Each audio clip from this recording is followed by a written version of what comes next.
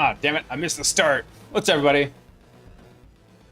I was watching the timer and then I looked away for 1 second. I missed it.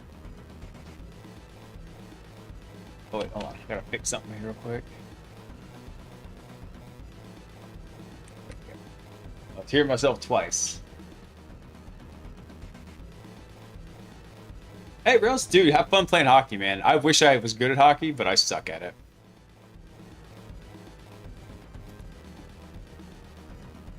What's happening, everybody? Let's see. I'm checking on something real quick here. Oh, you know what I need to do? I need to reconnect the iPad. That's fine. Let's get that going.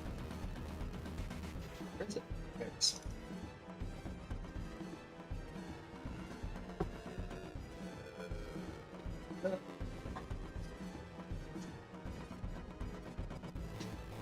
Hey, Panda.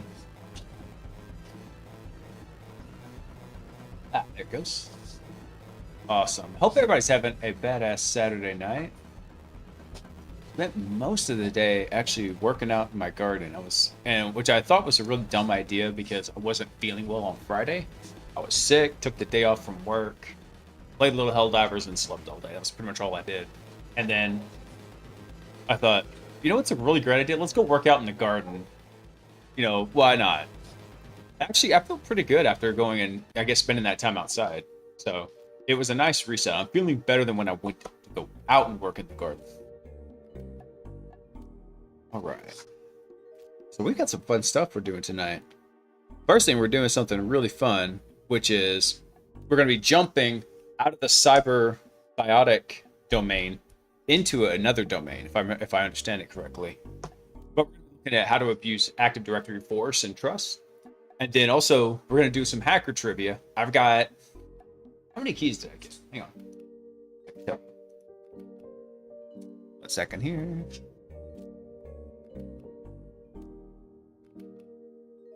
Got 1, 2... 1, 2, 3, 4, 5. Okay, so we got 5 keys to give away for Hack the Box. So it's a 1-month free VIP subscription. The cool thing about that is you get private labs and you get access to like the old retire machines.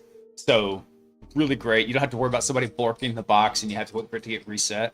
So very cool. Let me see. Get some new notes set up. So we're going to be doing...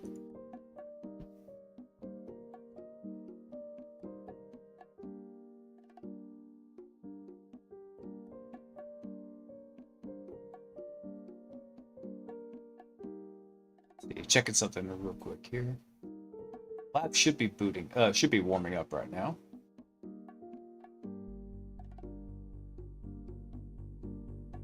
Okay. Very cool. Let's see here. Let's go back. Let's go ahead and get started. What's up? This is actually a topic I've been super looking forward to because it's again something I have some theoretical knowledge about, but not necessarily a lot of practical knowledge on. It's just not something that's come up in the time I've been working it. It hasn't been something that's been needed, let me say.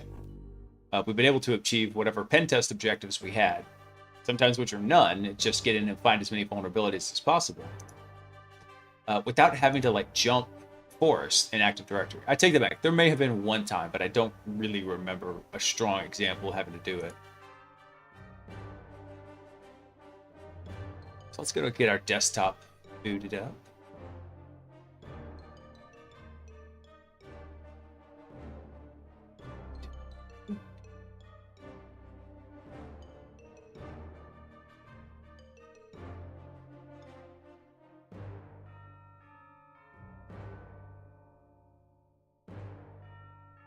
Check something here.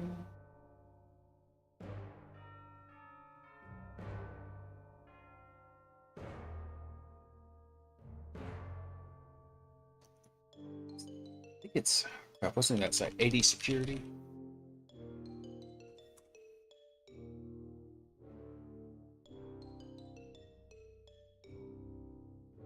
There we go, perfect. So we're going to want to reference this, so I'm going to leave this up. Let's open that in a new. Yep. If you guys have not seen this site, adsecurity.org, I'm going to drop it in here. It is actually really badass. It's for blue teamers, but you can understand a lot about. Everyone said whenever I need to go figure out how to break into a system I'm unfamiliar with, the one thing I like to look at is the security hardening guides, because the systems are designed to be automatically helpful a lot of times. So if I know what's in the hardening guide, I know where a potential vulnerable by default setting exists. So this site, adsecurity.org, is like that for Active Directory.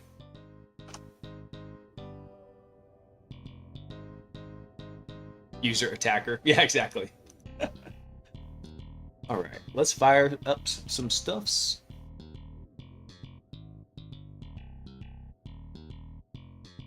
And then while this is... Yeah, there's all of our certificates we used from last time.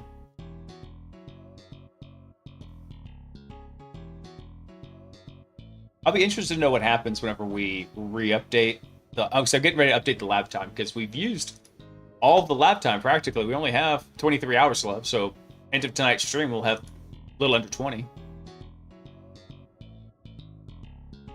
Oh, they've updated Guacamole. This is a different error screen. This is expected. Every time we boot up, what is it, Cobalt Strike, it's running in Java, so, you know, just a resource hog. Actually, I don't actually think it's Cobalt Strike. I think it's actually VS Code, because VS Code is a resource pig.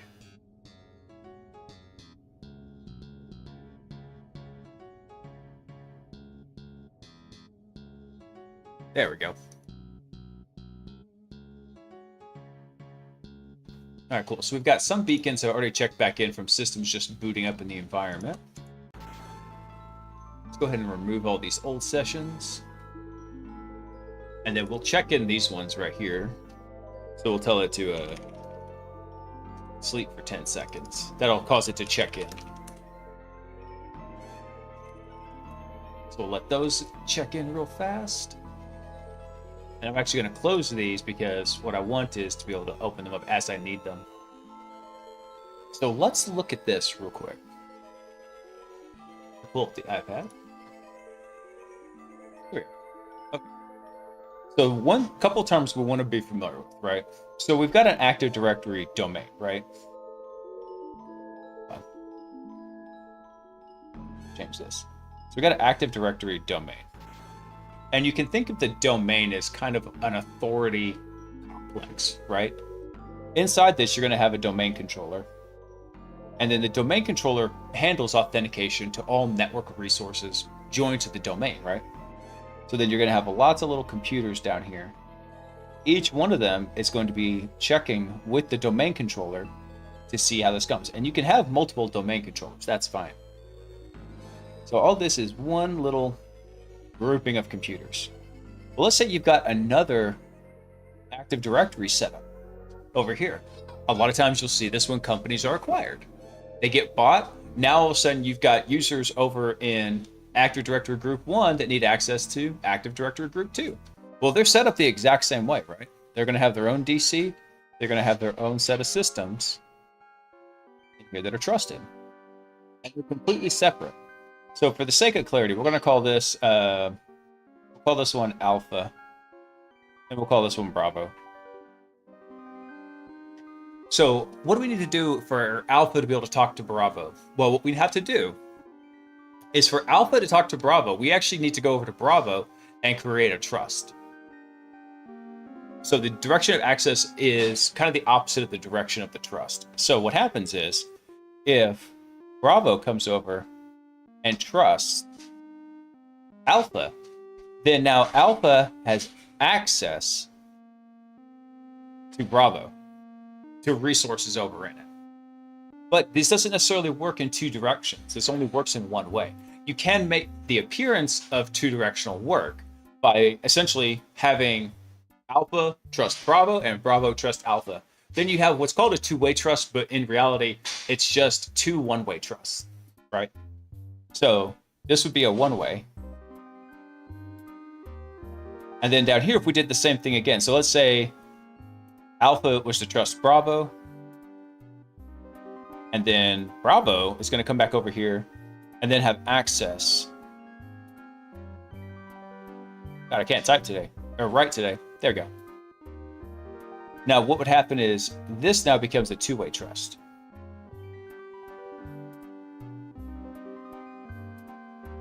So this is how basic inter-domain trusts work. Now, let's say there's a third one down here. Let's say we have a Charlie domain. Well, just for the sake of our notes, we're going to swap this. Charlie domain. And let's say we have a trust relationship where Bravo then trusts Charlie right here. So this is a trust. Well, then what happens whenever someone in Alpha tries to access something in Charlie? Hey, Mr. Crumbs. Thanks, man. Dude, I love the InfoSec stream site. That's usually when I want to go to like veg out or just learn something new, I go hit that up first. It's always great. There's lots of really smart folks on there.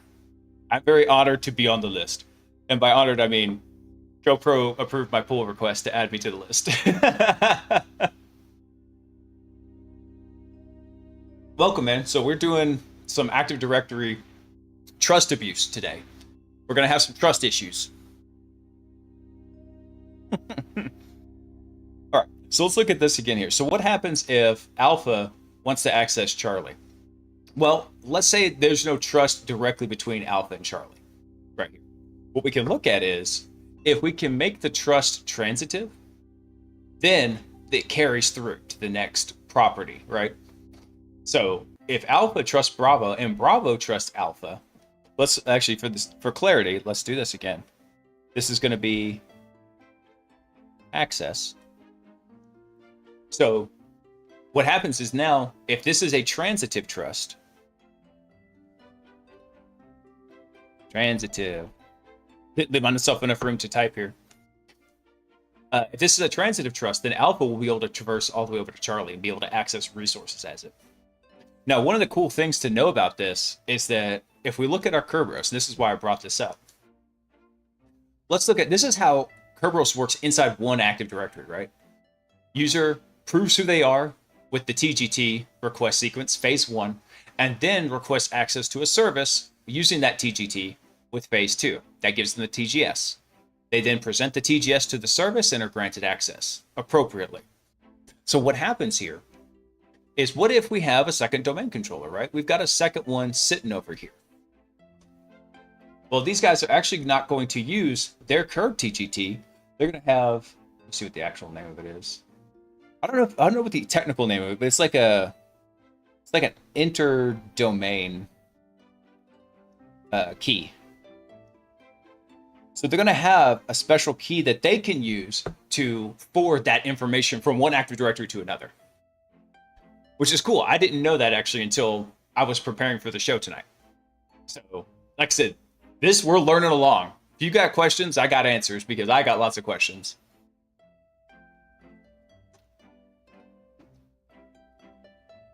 So let's see here. Yeah, so the user TGT gets encrypted with that inter-realm key, and they get sent over. Hey, Rodvoid, what's up, man? Thanks for coming online, dude. User Rodvoid is online.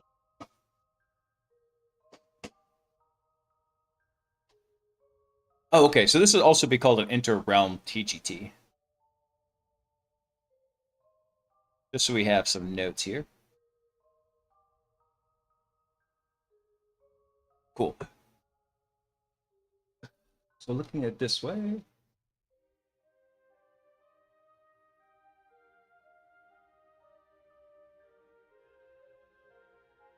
All right. So let's see what we can do. Like, so of understanding this information, right? We actually, let's say Alpha over here was the dev one. Dev, I believe, has a trust over to the parent domain, which was Cyberbotic. So let's say for our actual lab, this one was dev, and this one was Cyberbotic. Then also, whatever this one down here is, we might potentially be able to access. But if we want to be able to access resources over on the other domain, like Cyberbotic, what we can look for is that inter-realm like curb TGT account, whatever that is. So if we can find that over in dev, we can probably hack over this. Hack the planet. Dude, I'm gonna work on it, I promise. I know I keep saying that, but down in like the channel point redemptions, I will have little trolley sounds, and one of them will be hack the planet. I can't wait for it. It just hasn't been high on the list to do. It will come. I've been really focused on actually trying to set up the Discord to be a better setup. Yeah, exactly, Mr. Crumb. So trusts do not have to be two-way. In fact, they're only one-way by default. You just get the illusion of a two-way trust whenever, let's say, Alpha trusts Bravo and Bravo trusts Alpha. You could say that's a two-way trust then in that case. And then in this case, we want to permit Charlie to access Bravo, but not the other way around. Actually, in reality, more than likely what we do is we actually swap those. What we would do is... Oh no, I killed McLeod. Do this again. What we'd probably say is actually this would be the direction of access, and this would be the direction of trust. Right here. This is a little bit more realistic scenario. Yeah, probably. Bravo has probably been the one over here buying everything up, which is funny. You'd think they would be the alpha domain then, but... And this occurs more often than you think because, like I said, anytime you've got companies growing by mergers and acquisitions or partnerships, and they're going to have these kind of inter-AD domains, you'll see this a lot. In fact, I saw this a lot with one of my previous employers that exclusively grew by acquisition. And all these different domains were just duct taped together. Duct tape, baling wire, and maybe a little bit of chewing gum, for it's what was holding all those different domains together. It was a nightmare. I learned a lot, though. Actually, I learned a ton about like just administering Active Directory when I was at that job. So let's do something real quick. Let's do a little situational awareness. Let's see. Here's workstation Uno.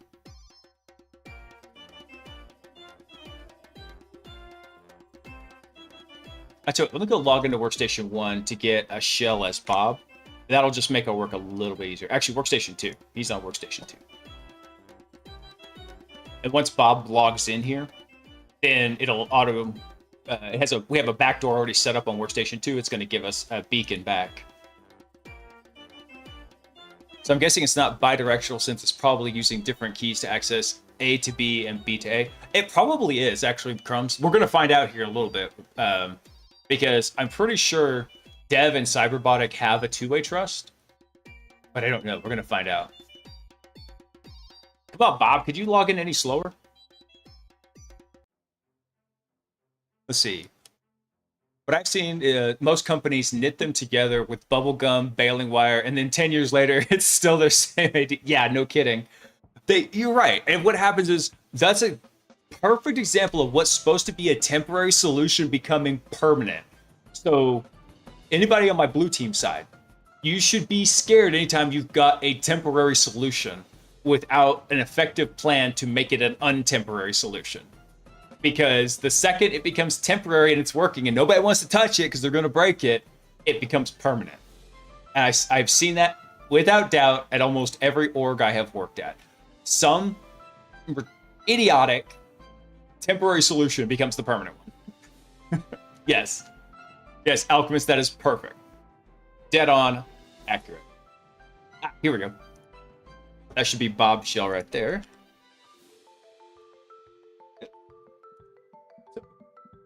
Now, what's going to happen here is, for those of you who are new to this stream, all these backdoors are running over DNS. They're doing DNS data channels. So what we're going to do is, we're going to let it come alive. Right now, it's at a 1 minute sleep. And then we're going to tell it we want it to spawn. We actually want to spawn something. But hold on, this is actually not the one I want. Because there's a kicker here. There you go. I think this is the one I actually want. We've done so much on these systems, we actually have multiple backdoors. So this one kind of sucks. User Ganks Alchemist is online. Gen Alchemist. That was funny. Alchemist, thanks for coming online, man.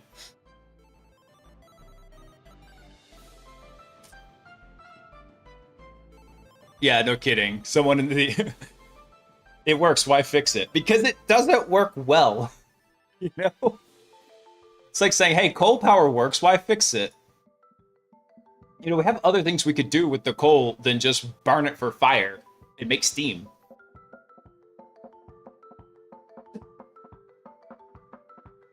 Instead, we should burn uranium. That's the good stuff. All right, so we're gonna let this one check in. So all these ones here, this was part of a Active Directory attack we did where we had access to write an OU, an organizational unit, and we added a startup script. Now the downside is all these things running from this DNS64, for some reason when we spawn off them, seem to get caught relatively easy. They're picked up by Defender's behavioral analysis. So what we want to do on this one is we're going to set this. We're going to tell this PowerShell one though. For some reason, PowerShell is much less detected. So we're going to use this to spawn us a 64-bit HTTP beacon back to us. User www.www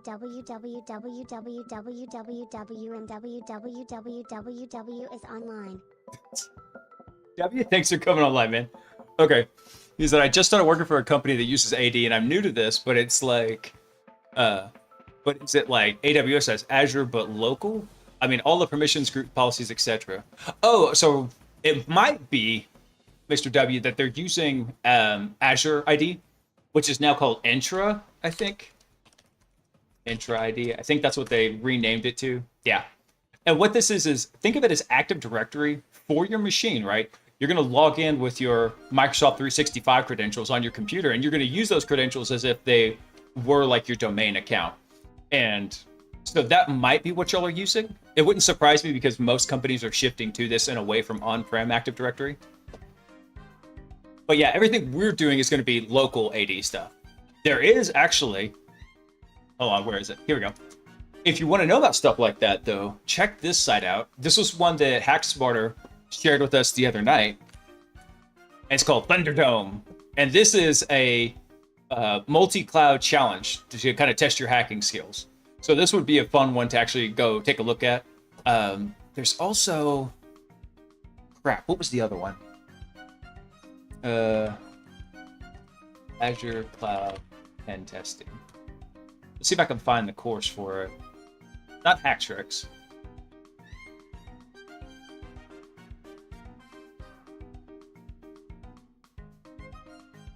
I can find it real fast. Dang it, because it was one of the ones that a guy on my team actually went through, and it was really cool. They spun you up your own Azure tenant, and you could do it. And it was actually a pretty inexpensive lab portal. I want to say it was $600. I mean, I see INE has an Azure pen testing course in here. Dang it, I'm not seeing it. I'll have to ask him again what it was. But there are some courses out there that you can go through that'll run through this kind of material. Apollo, what's up, bro? Don't worry, in 6 months, Microsoft will change intro to something else. Yeah, they'll probably change intro to outro.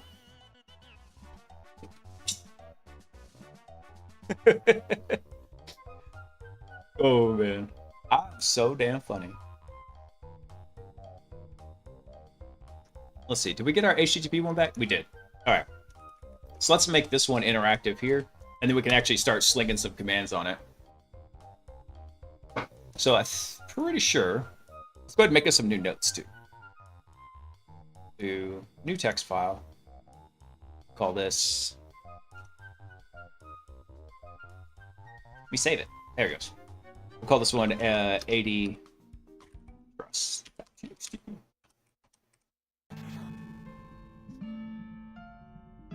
Drag you all the way to the end. You're the last of the Mohicans. There we go. Okay, so let's do some situational awareness. Situational awareness. So everything we're doing in here, but for all my new folks that are coming in, is we're doing everything from the guise of a red team, right? So a lot of y'all, for the orgs you've worked at, you've probably been part of a penetration test or seen like a penetration test report. Most of the times, those are focused on finding what's vulnerable in the network. Not saying that they can't do red team activities. I'm not saying red team can't do pen test activities, but largely what you have is on one side you've got pen tests. They're looking for what is vulnerable in the network, how could it be abused, and in what kind of fallout could happen if it is exploited. Oftentimes by exploiting it and then determining what was the outcome of that exploit. The other side of that is red teaming, where it's usually very objective based. The company has proprietary information, proprietary databases, critical user information, that were that to be compromised, it could cause serious financial damage to the company. And the red team's job would be to access the environment, maneuver and pivot through it covertly to access that information. And then once they could access that information, then test exfiltrating it out of the network. So red teams are really for more secure security. Such a crappy way to say it. They are for the more mature security outfits, right? If you're still having trouble, just keeping everything running and you're missing a lot of the stuff and your detections are real weak, you're still on the kind of the pen testing side. And that's fine. That's part of maturing your security posture. And also, even the really mature orgs that are on that kind of section, they're still doing pen tests because pen tests have their own separate purpose from red teams. The pen test is go in, see what you can find, even with some kind of maybe weird elevated access to the environment, like plugging in a laptop to the internal network. So currently, I'm a penetration tester. I've been doing that for 6 years. I've been in IT for 14 years. Been a hacker since second grade. That's when I hacked my first computer on accident. Didn't know what I was doing, but I do remember it. And it's just been a wild journey for me. So I'm currently doing penetration tests and working on shifting into red teaming because I would like to have that more objective-based kind of engagement. And plus, I've had some clients that have very mature security postures, and I want to be able to offer that to them. All right. Cool. We're interactive now. Let's do this. So, for grins and giggles, let's double check. All right. So we are Mr. Farmer. Mr. Farmer's pretty much a low-level user. He's a developer. He doesn't have a ton. Let's import some PowerShell. I think we want to import, I think PowerView will check this for us.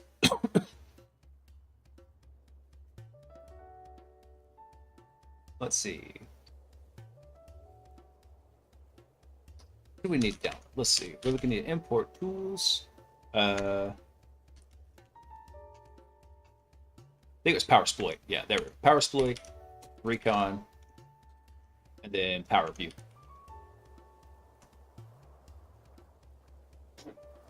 All right, so we'll let this go ahead and run and get downloaded. Let's see.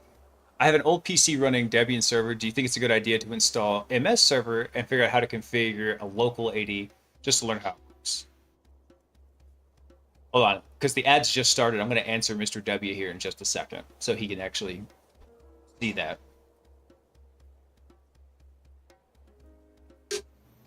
I just finished my semester, got a week to chill, so going to dive way more into pen testing and C#. Nice. What GUI tools do you think you would like to have for pen testing, but it's not a thing, or it's too expensive? I'll tell you this, Apollo. One thing I have done or wanted to do was to have something that, like, common tools that I use on a penetration test, had that be able to be launched from a centralized location and then have that data brought back and parsed and normalized into a database. That is a tool that and other people have tried to do this, but I think with the advent of being able to have things like Docker, you could actually make this work a little bit better, because the problem became, what happens if the tooling changed, right? If you just had your command running those raw commands off the disk, it necessarily wouldn't be a great way to do that.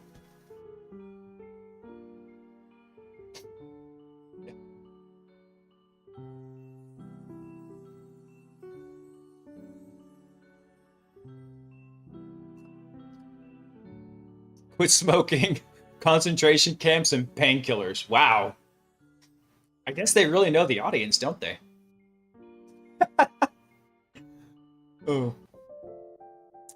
Okay, cool. Ads are over now. All right, Mr. W. What was your question again? You had asked about your older PC running Debian. That I'd say install whatever you'd like to on there. There are other systems where you can learn about Active Directory. So this lab we're in right now is called the Red Team Operator course. And it will give you access to this lab. And one of the cool things is it's a fully set up environment, right? You can come in here and you can get console access just by clicking the connect button to any of these machines. That's exactly what we did here. And we have the oh so sketchy command exe just hanging out here. That's not weird at all. But so you could do it that way. There are other labs you could do rather than trying to like maybe repurpose that server. Especially if it's like an older, maybe not super powerful server. I, over the years, have built up an old Dell server to be very beefy and robust. So we're going to eventually build out an Active Directory lab from scratch here on the stream. But that probably won't be for quite a while. That's going to be more for like a research lab. And we're going to do it with Terraform and Ansible. So that way we can spin up the lab and we can tear it down real fast. Or if we break something horrible, we can just reprovision the lab completely. So it really just kind of depends on what you want to look at for. Shadow, what's up, man?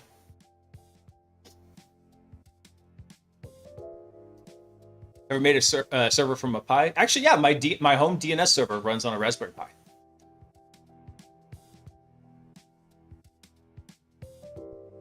Yep. My home DNS server runs a combination of Unbound and Pi-hole. So what that allows it to do is this.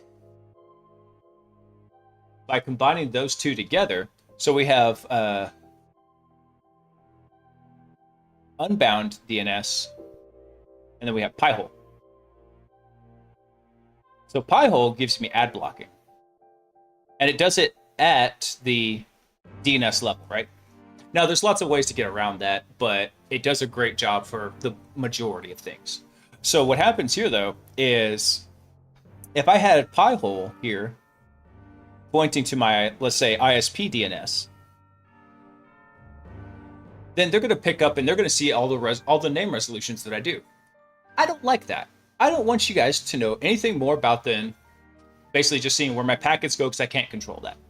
So instead, by using Unbound, this will actually go through and it will query the root DNS.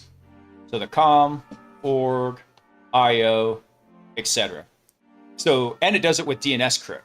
So the ISP doesn't see a damn thing going out for DNS.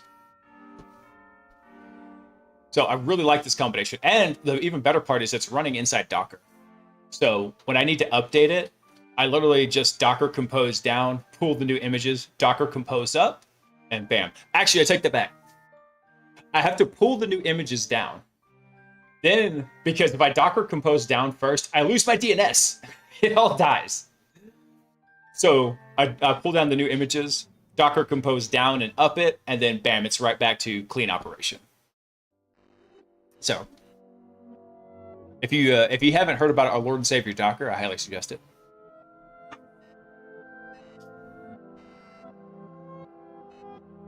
Oh, I've been playing with PKI lately. Have you heard of a step CA? A step CA? I haven't, Mr. Chromes. What's that? Let's see. I run OpenWRT with a Pi running Pi-hole. I have WireGuard set up so that I can run through my Pi-hole while out and about. Oh, nice. Very cool. So Docker actually doesn't need an entire dedicated server, Apollo. You can run it on Windows, and it will use WSL2 as the backend to be able to run that. I would say the caveat to that is don't do that if you're running VMware Workstation because they collide. Because you have to use Hyper-V to run WSL2. Hyper-V and the VMware hypervisor, they butt heads quite a bit.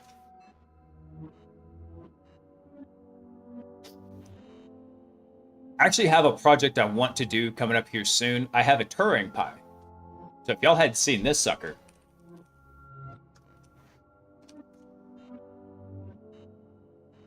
the Turing Pi, this is the Turing Pi is actually the base board right here. And each of those are Raspberry Pi compute modules. So they're compute modules that don't have any basically they're completely self-contained computers. Mexit, what's up, dude? Dude, what are you doing here? What? Gifting out 10 subs. Bro, thanks, dude. Mexec is another brother from another mother. I've got a couple. Salty's one of them. Mex another. The whipped llama. User Whipped Llama is online. Llama. Please tell me you have used Winamp in the past. Please. I need to know this.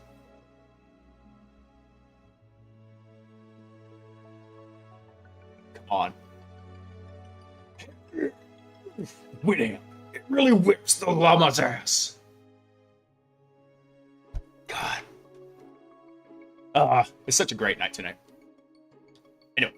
What the fuck was I talking? Oh, this. All right. So I've got this Turing Pi. I'm going to set this up. I got 2 compute modules for it. About the time this came out, those compute modules became damn hard to find. So actually, I've got 2 of these RK1s. I waited for them to do their shipments. It took like 6 months.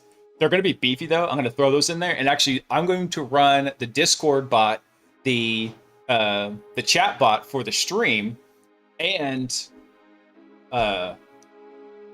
also an AI model on it that's going to heckle people on the stream. Crumbs, I don't know if I'm going to be coming out to DEF CON just yet. It's still very up in the air for a couple reasons. One, I'm not teaching at Black Hat this year. That was usually my big driver to go. I might go foot the bill and just go solo this year. And I say solo, I mean not on company dime. So.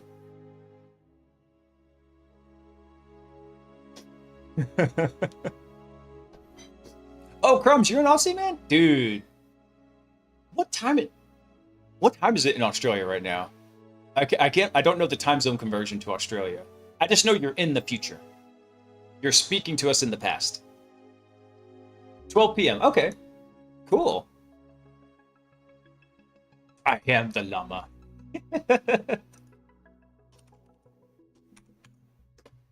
Oh, we were actually doing stuff. So let's get our domain trust. I'm pretty sure this was from PowerView. Let's see. So we're going to run this through.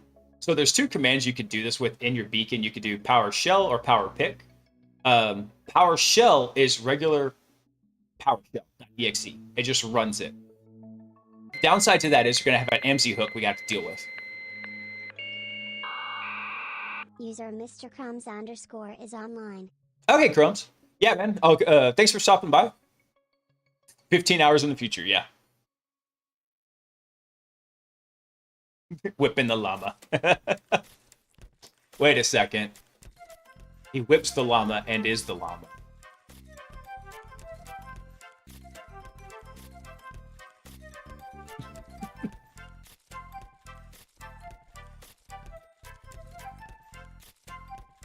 I'm just gonna leave it there. I don't want to say anything that's gonna get me in trouble. All right. Oh, that's right. What we were talking about. So, notice how we're running things with PowerPick over here. That runs unmanaged PowerShell, and so we don't have to deal with. We can more easily like evade our AMSI hooks with that. So remember, every time PowerShell spawns, it instantly gets an AMSI hook, which feeds it telemetry over to Defender. We don't want that. We want to be able to run all the naughty PowerShell we want. So by using the PowerPick command, we have built in some AMSI bypasses into our C2 profile. So PowerPick makes use of that.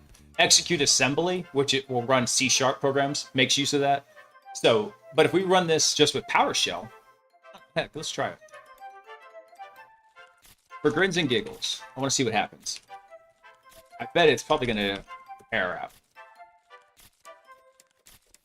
Because it's going to probably flag this as malicious. Yeah, there we go. This script contains malicious content has been blocked by your antivirus software. So if we run it as PowerShell, regular managed PowerShell.exe, we get that. So instead, we run it as PowerPick, so we can get our AMSI bypasses in here. All right, let's check the data it's actually returned. I don't feel like scrolling up.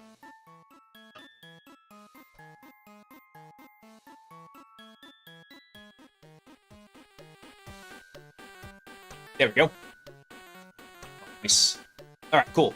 So we've got source name. This is where we are. Bob is in the dev domain, right? And then our target name is the parent domain, the cyberbotic.io. So we've got, it is Windows Active, it's within the forest, it's a bidirectional trust. Now this sounds kind of interesting, but know this, dev is a child domain to Cyberbotic. So child domains automatically set up a bidirectional trust.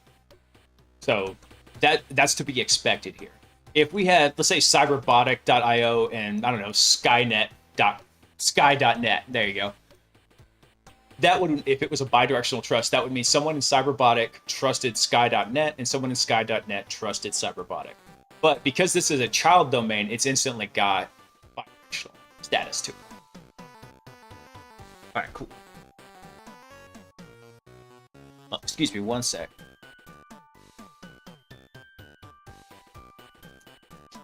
Hey, no problem, Rails. Dude, I'm just happy you're all here. Please look at something real quick. Yeah.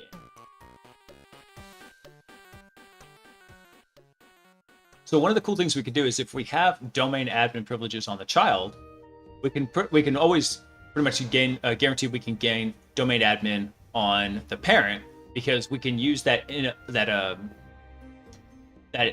inter-realm TGT encryption key to basically create ourselves golden tickets up on the parent domain.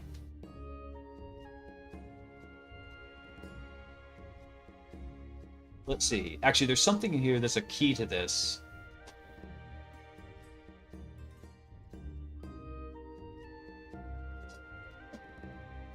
Okay, so there's an attribute for these user accounts called the SID history, the security identifier history, and that was made mostly for supporting migration scenarios, like one user moving from one domain to another. Right. So let's say you had somebody move from the dev to the Cyberbotic domain. That user account is going to have different security identifier based largely on the time it was created from one domain to another. But if you add the SID history into it, then it'll keep track of what your SID was in the previous domain, right? So then it would technically have two SIDs to it, like a primary SID and then like a secondary.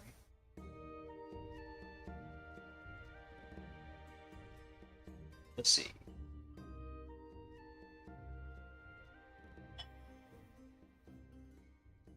So if we can get the security identifier, so remember the security identifier has a couple different parts to it, and the base part is the domain SID, and then there's a little extra added on there that becomes like the individual object SID.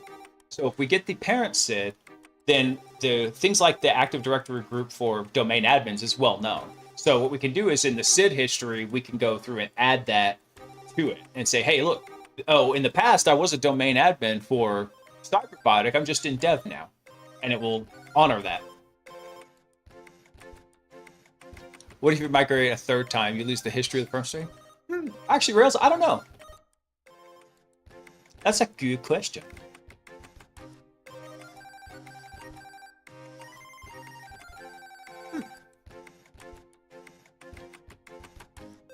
AD SID history. 3 migrations. I'm curious now.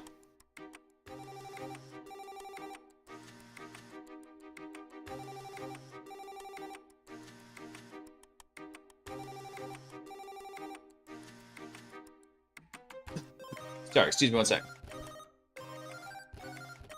I'm still coming off of whatever I had yesterday. I am feeling remarkably better though. It really whooped my ass on Friday. It sucked because I had some scam calls I had to make to my client. And I was just like, dang it, now I gotta just tack that onto Monday. Dead beef monster. Hey, dude. What's up, brother?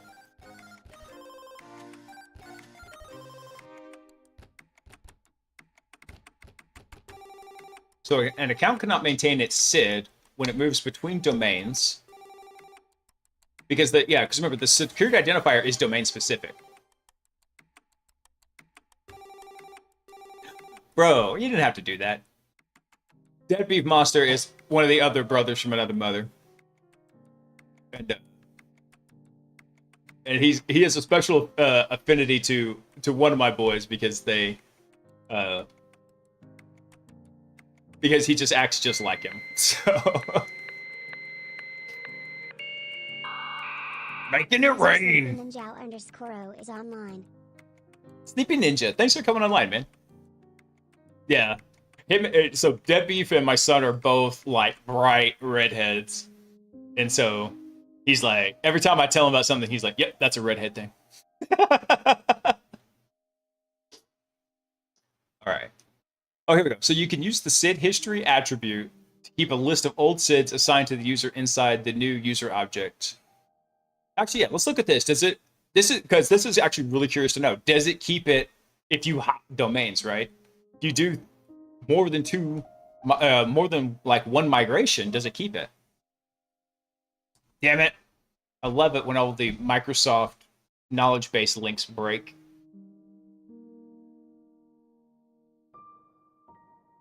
Let's see if this KB works. No. What about this one? Damn it. Well, that was a download anyway. Okay. So I would venture to say a guess that yes, it does keep it, because it sounds like it can keep more than one value. Let's look at that actually. AD SID history size limit. The SID history is a multi-valued attribute of security principles in Active Directory that can hold up to 850 values. So I would venture to say, yeah, it probably does keep track of that SIDs if you have SID history enabled, which I think most Active Directories do.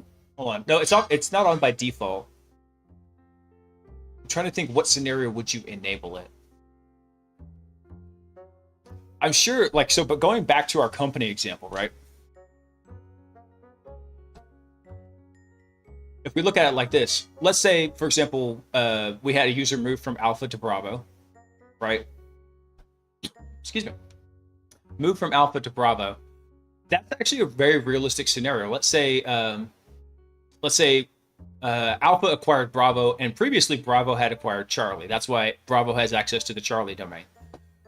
Then what we would see here is, let's say we had a user actually migrate from Charlie to Bravo. That's a very realistic scenario. Let's say this company got acquired by Bravo, it gets migrated up, and then later Bravo's acquired by Alpha, and then again gets migrated over to Alpha. Yeah, I could see that actually keeping those multiple histories in there.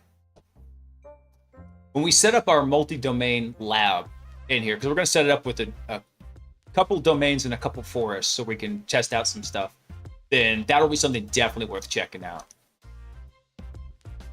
Also, for everybody who's new to the stream, welcome. You guys are all badasses just for the mere fact that y'all are here.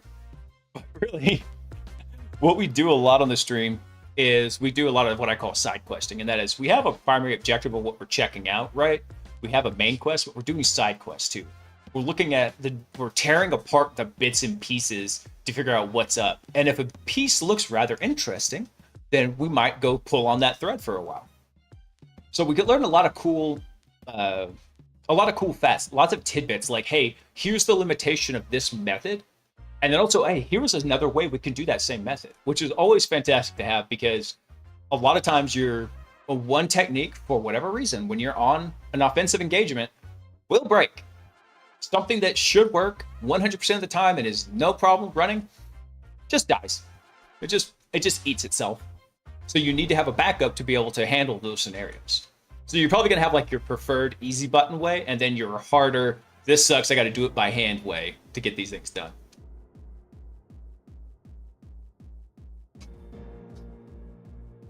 Let's see if we can let's check something real quick. So again, using Power View, we can do get domain group, and let's specify an identity.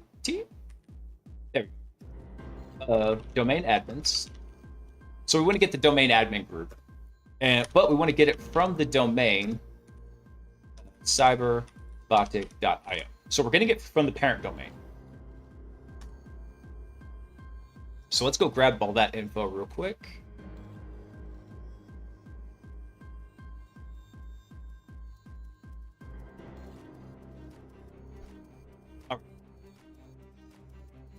Let's take a look here. And this is what we wanted right here, the object SID. So for grins and giggles, let's look at this. I'm going to take this, I'm going to go copy it over into Notepad real fast. Notepad is nothing but a giant extended clipboard buffer. So this one is Cyberbotic IO. And then we're going to run this again, but we're going to use it against the dev Cyberbotic IO. So we're going to do it against the child domain.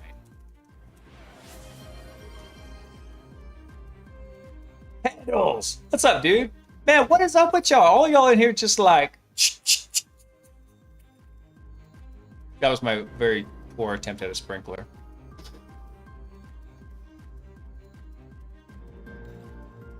What's up? Shit, I think everybody's got a sub now. Hang on a second. I think that means we don't have to do ad breaks. Let's see.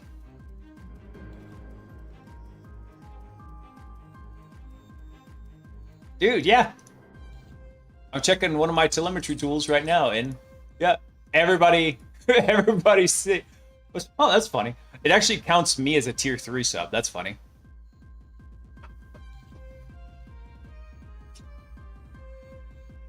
In your day job, what percentage of your clients are not running AD, and what are other popular alternatives? 0.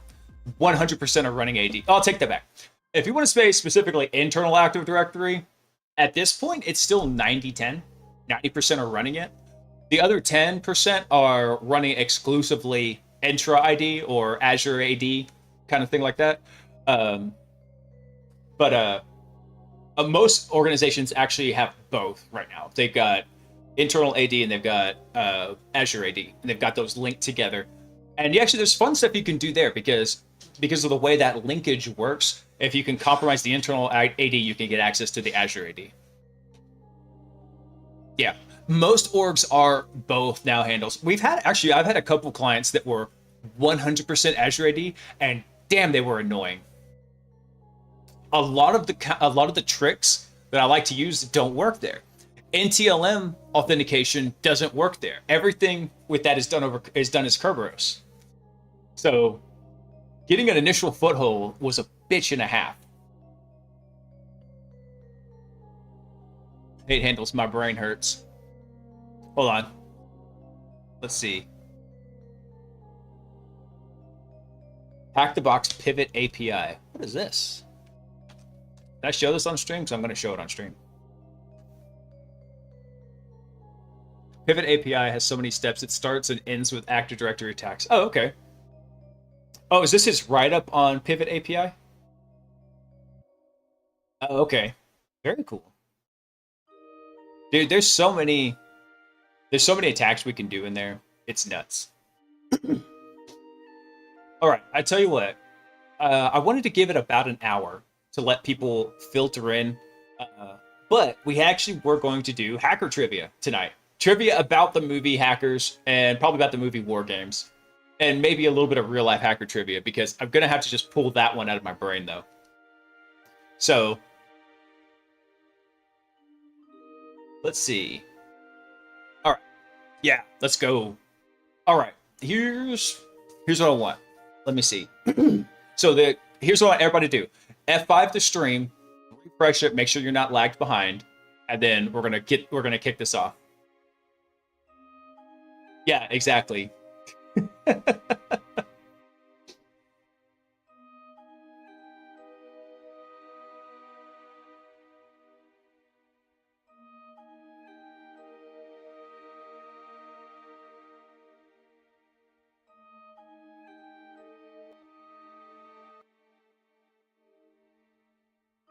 Okay. I'm on mobile, no F5. You would be. You're probably on your back porch smoking or something. Risk is going to change everything. No kidding. Okay. Let's do this. So, first tidbit. We're gonna start with kind of a softball. How many computers did Zeropool's virus crash when he was 11 years old and he wrote that virus? How many computers did it crash?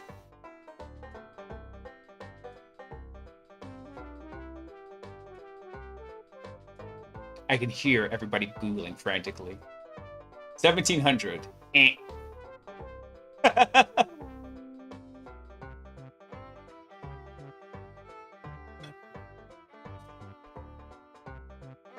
Something like 5008. Not quite, Grim.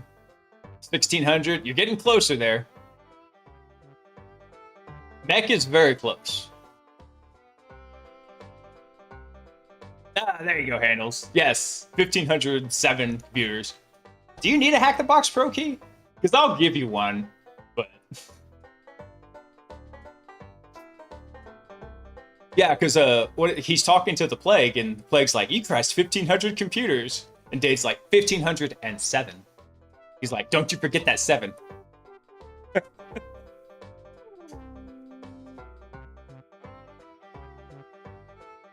All right. Let's see. Mac, you want that 1 month key? Okay. I tell you what, we'll do a fun one here at the end. We're gonna put that into a community pool, and then we'll do the spinning wheel of randomness. All right. Let's see. All right. Who was so the supercomputer in Hackers was called the Gibson? Who was the Gibson named after? I'll give you a hint. It's a cyberpunk author.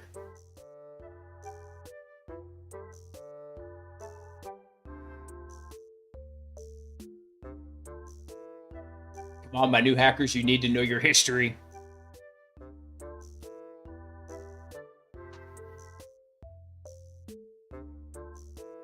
There you go, Standard Air got it. What's up, man? Yes, that's it. So it was named after William Gibson. I knew the answer, but it's been pushed out by code. Awesome. Let's see. Hang on one sec, Standard Air. I'm gonna, just so I don't lose track of these.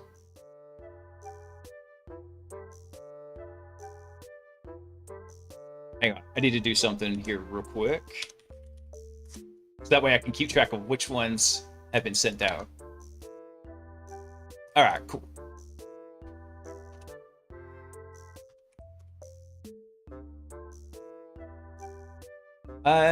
Let's see, where do I DM you? Whisper, there we go. All right, so that is a free 1 month VIP key for Hack the Box Standard Air, which is really cool. Lets you get private labs and also access to all the retired machines too. So, all right, very good.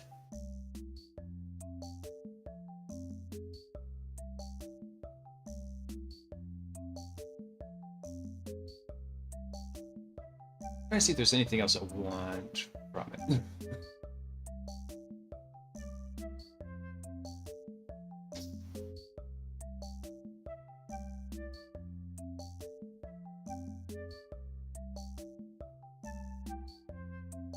Okay, I got another one. Does anybody know what serial killer's real name is in the movie? What is his character's actual name? Not his handle. His handle is serial killers.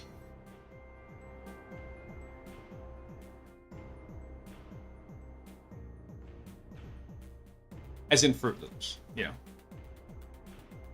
Emmanuel Goldstein! Good call. I'd rather be eaten by a Gru. Dead Beef hates the Hackers movie. I love the Hackers movie. It's probably because about the time that came out, he's a couple years older than me. He was actually already working in IT doing that badass stuff. I wasn't yet. That's right, Grim. Emmanuel Goldstein was a pseudonym for crap. I forget who. I forget.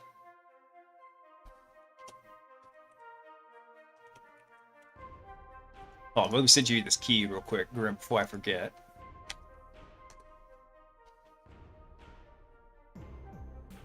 Yeah, the main guy from 2600 and Hope.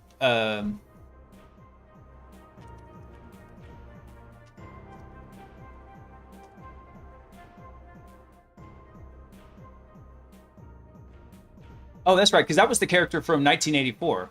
Right. Yeah, that's it. It was so that was the guy. I think his handle that he used, the guy who started 2600. Yeah. All right.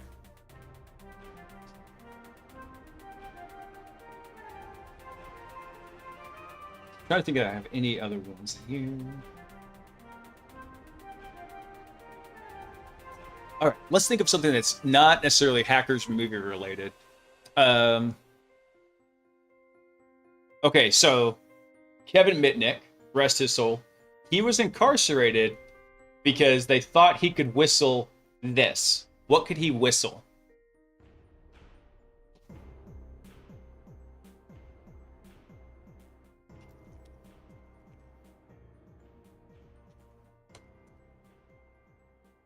Yeah, Mitnick passed away from cancer, I think about 6 months ago.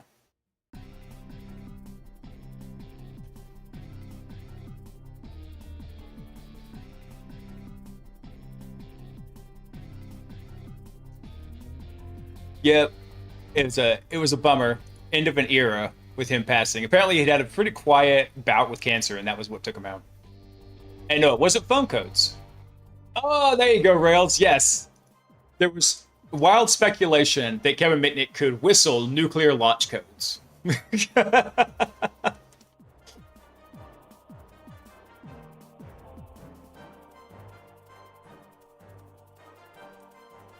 right, very cool. Rails, let me send you your key here.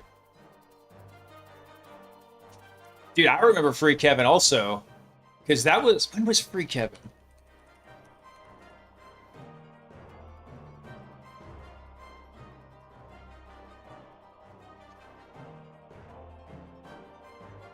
I was trying to see if they had it. Free Kevin actually, yeah, Free Kevin's actually online. Oh, no, that's the wrong Kevin. That's an imposter. There was a Free Kevin site up like in the early days of the internet. Freedom Downtime? What was that?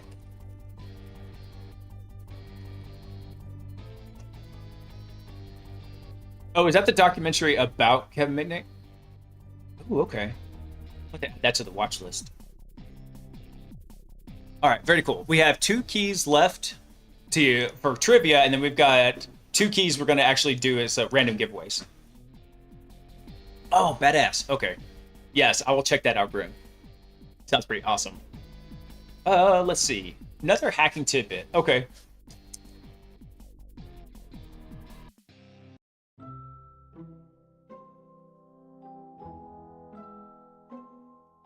Just keeps getting stronger. Dude, I can't wait till actually I can kind of sort out my sleep schedule. My wife is working overtime right now, and so my sleep schedule is jacked. I haven't actually got to work out, man. Trying to see if I had anything else. Let me think. All right. Dang it, I can't remember the kid's name. In War Games, the main character, what's his name? Trying to remember. David? Is that his name? Anyway, the kid from War Games, what does he use? He picks up something off the ground and he uses it to jumpstart the telephone so he can make a call for free. What does he pick up? What does he pick up off the ground?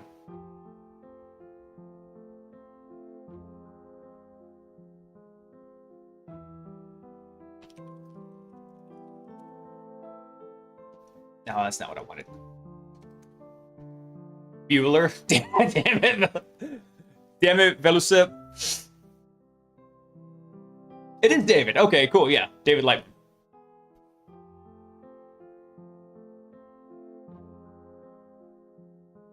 You know what, Eric? If you want to, yes, you may answer more than once. This is not single elimination. Because if you know the answer, I'll be very impressed. Not a lot of people know this answer.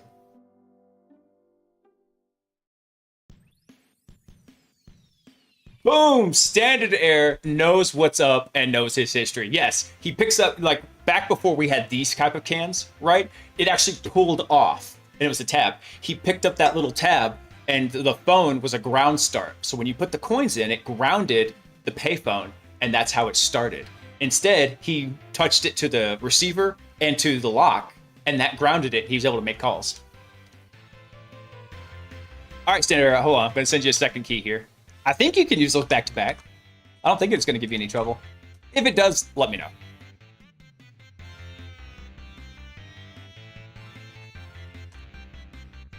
Okay.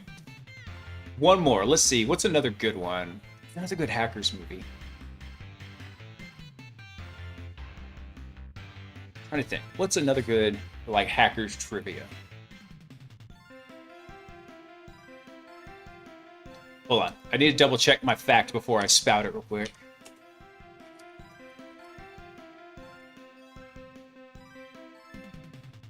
Okay, got it. I had to double check this quick. Sneakers, Real Genius. I guess Real Genius was a hackers movie, wasn't it? I freaking love Real Genius.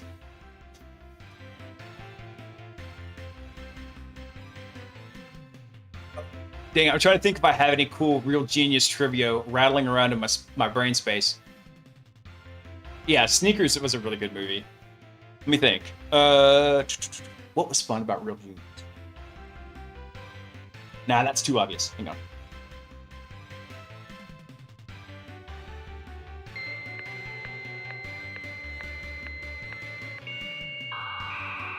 User Stare_DK is online.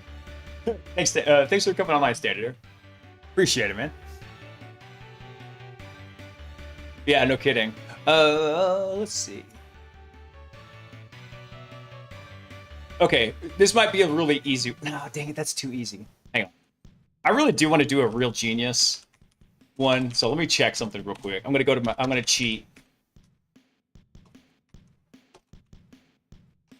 Yeah, that was a 1985 movie. Holy crap. Let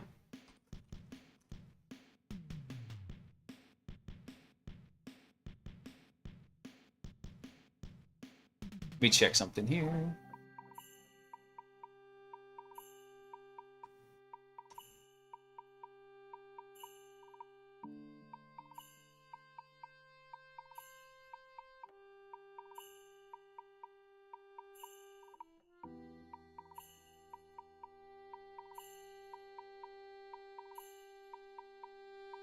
Let's see.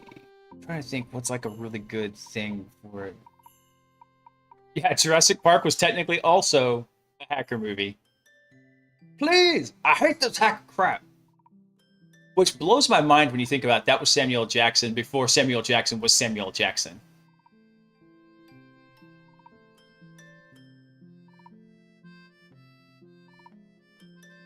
Does Office Space count as a hacker movie? I guess so. Because they do write the back door to steal all the pennies, but he screws up the decimal place and they steal thousands and thousands of dollars. You didn't say the magic word.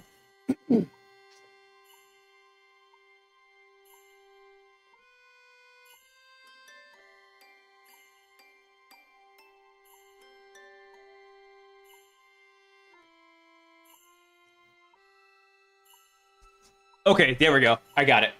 I'm going to stay in OPSEC mode for now. All right. Laszlo, what is the contest he's entering where he expects to submit, where he submits literally like 1 million entries?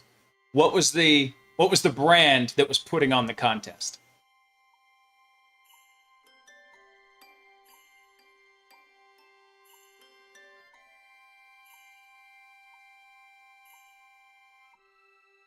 Hey, Steve, what's up, man? It was not Pepsi. Ovaltine. I'm gonna put some Ovaltine all over your desk when I see you. Slurm. You're in the wrong century for that. Almost. That actually did come out in 99. You are barely within the correct century.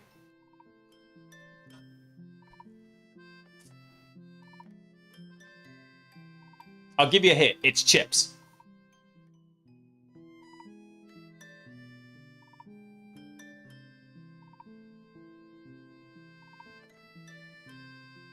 So I'll repeat the question. What brand of chips was sponsoring the contest that Laszlo was trying to rig to win 31.8% of the prizes?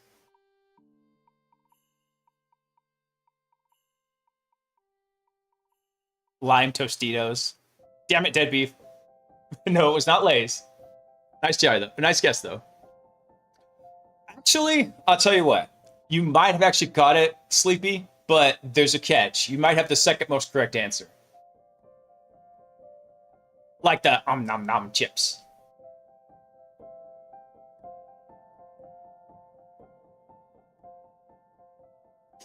Honey wheat pretzels. Hey, Sweet, what's up, man?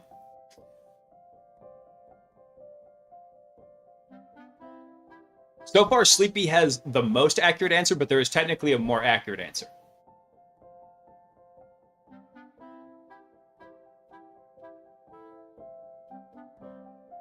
Sweet, we're doing a giveaway for the Hack the Box VIP subs. So it's a 1 month VIP pass.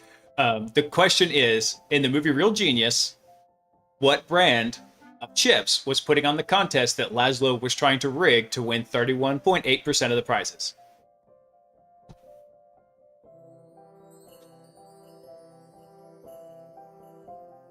Ah, damn it, Meg. You're not supposed to answer. Oh, they're edible if you try hard enough. Yeah, that's right, Sleepy. It was Frito-Lay. I'm gonna give it to you because Mech doesn't even need it. It said you were really close actually with Lay's because, you had half of it.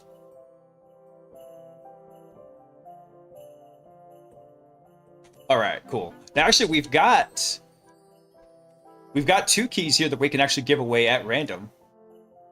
So let's do that. If you want to be in the drawing, purely voluntarily, go ahead and drop a face in the chat like this. Drop a happy pirate face.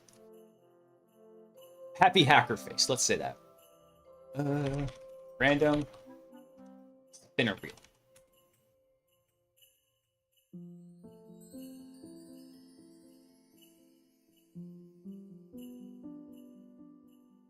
All right, we got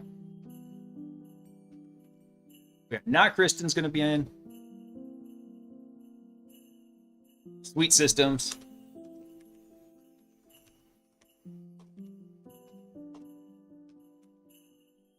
We got Steve. 573918. I want to be in the drawing. Okay, Bill. Bill, you sit. We got you.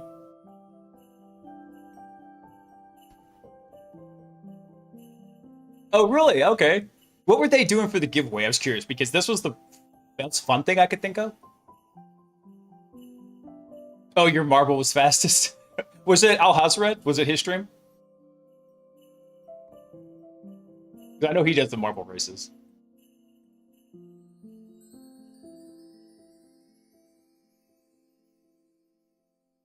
Oh, okay. I have not gotten to catch his streams because they're during a really busy part of the business day for me. But all right, can I tell it to pick 2? I don't think I can. Oh well, we'll just spin it. Oh. Oh, it just barely came to Sweet.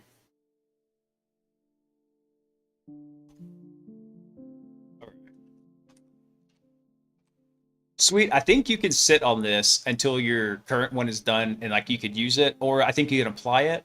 I'm not 100% sure. The marble races are rigged, right? All right, last one we've got up here. And actually, Falcon told me that if I gave all these out, he could hook me up with some more, so we'll see about that too. Oh no, don't you...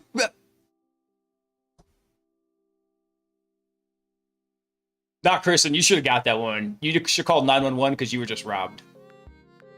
All right, Steve, looks like you got it, man. All right, let me grab this last key here. There you go, man. All right. That took longer than I expected. I didn't think it was going to take 30 minutes, but...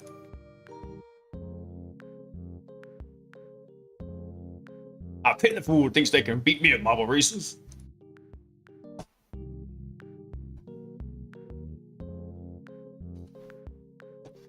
Oh, damn.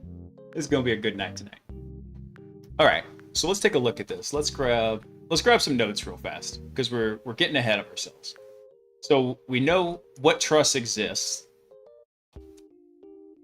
Let's take a copy of this. Let's go throw, make a note here. Check domain trust available.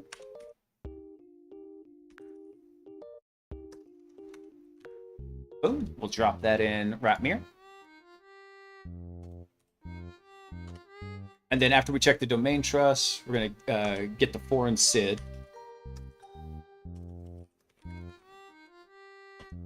For foreign. There we go.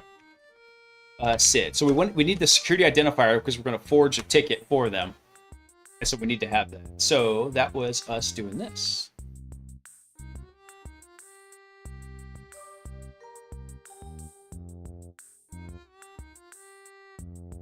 I'm just going to grab part of the output because all we need is the SID, really.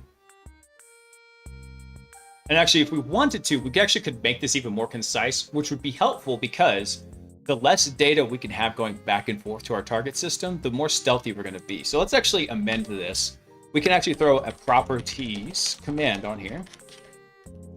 And we can tell it we just want the object SID. So now if we just started with this one, we're sending a smaller packet of data. The PowerShell is already loaded in memory, so we don't have to like reload it each time. But there we go. Now we've got it. So we need that. So remember, this is the domain SID right here. And then 512, this is a well-known identifier for domain admins right here. So when you combine the whole thing, you get an object SID. And all the object SIDs are derivative of the domain SID right here. Oh, I'm still in CCTV, damn it. This is why I need points to redeem for people to tell me I'm doing something stupid.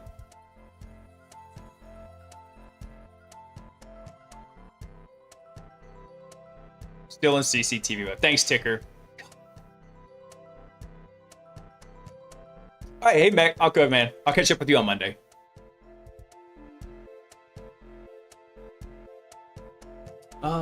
Let's see here.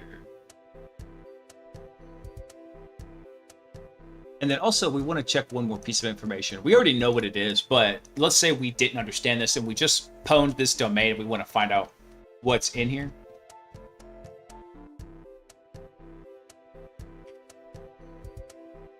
So rather than getting a domain group, let's get the domain controller. So that way we know where to direct this stuff to. And we tell it domain cyberbotic.io.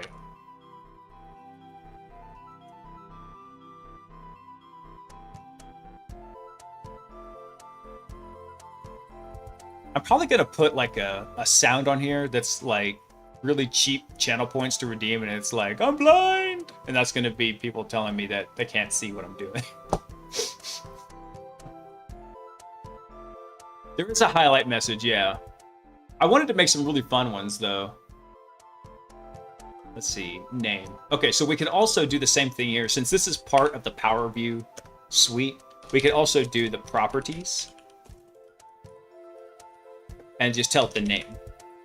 And again, that would give us less output back, but it's more targeted output.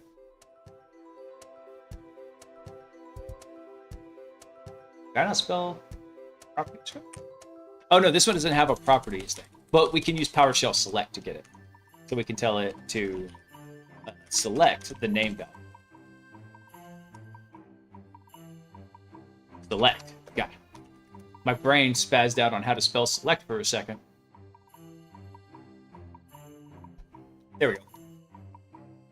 So now we know what the domain controller is for Cyberbotic.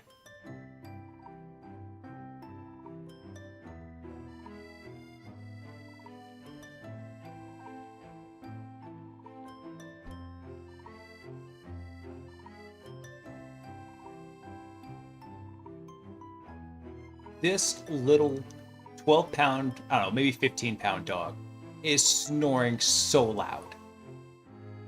So loud I heard it through my earphones, and I'm like, what the heck? That's why I was looking under my desk. She's snoring like a freaking chainsaw. Oh, man. We'll let her live up there in the corner.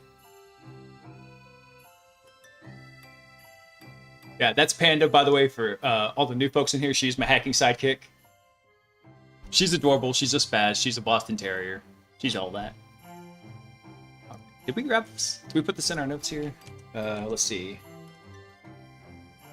Find the foreign domain DC. There we go. So that's just what we're... And we already knew that just because the way the lab is set up. But if we didn't know that, if we were in a new environment, we want to be able to do that.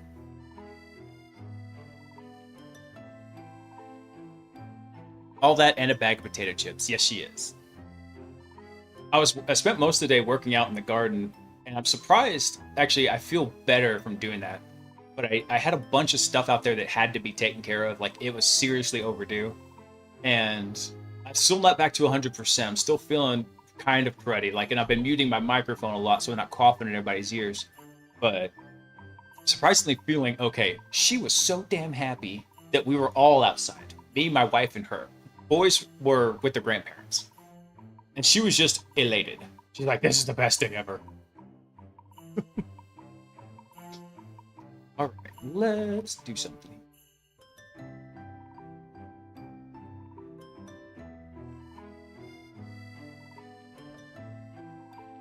Now, let me check something real quick.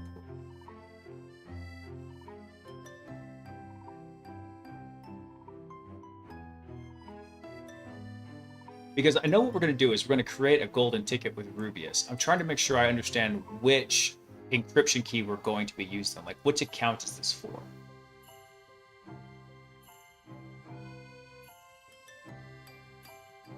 Let's look at something. Power view, get domain user. Here. So we can tell it what the identity is. Okay. I want to try this real quick and check something on the administrator user. Let's see here. So we'll do power pick, get domain user, and the identity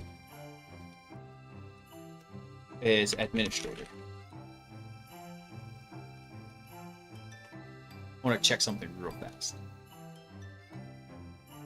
Because for some reason I thought this was not a person, this was a group. I guess the administrator account. Let me try something. Get domain user. What about get domain group?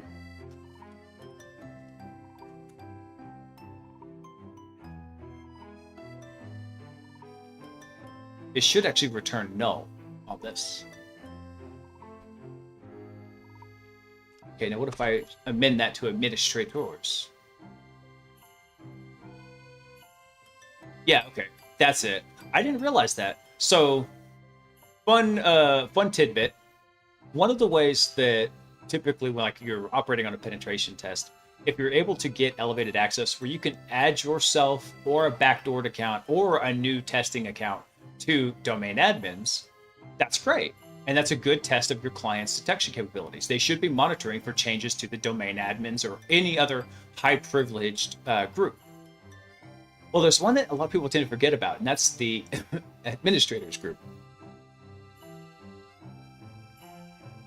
The administrators group is actually where domain admins derive their permissions from. It actually technically sits above it. There's a lot of things you can't do if you're part of the administrators group that you can do if you're in the domain administrators group. However, if you're in the administrators group, you can add yourself or modify people in the domain administrators group. So I had a company that they had the weirdest duct taped together network ever. They could not figure out where a script was running that managed the users in domain admins. So they could never add me to be able to do high privileged work. So I convinced one of the administrators on the network to actually add me to the administrators group. I then could add myself to domain admins and do my work I needed to, and then just wait 5 minutes and the little automated script would kick me out of domain admins. So yeah, the pink cursor, I actually did that on purpose to make it easier to track. I wish it showed up on here, but I'll take what I can get. Okay. Let's double check something. Let's do... All right, so we want a user administrator.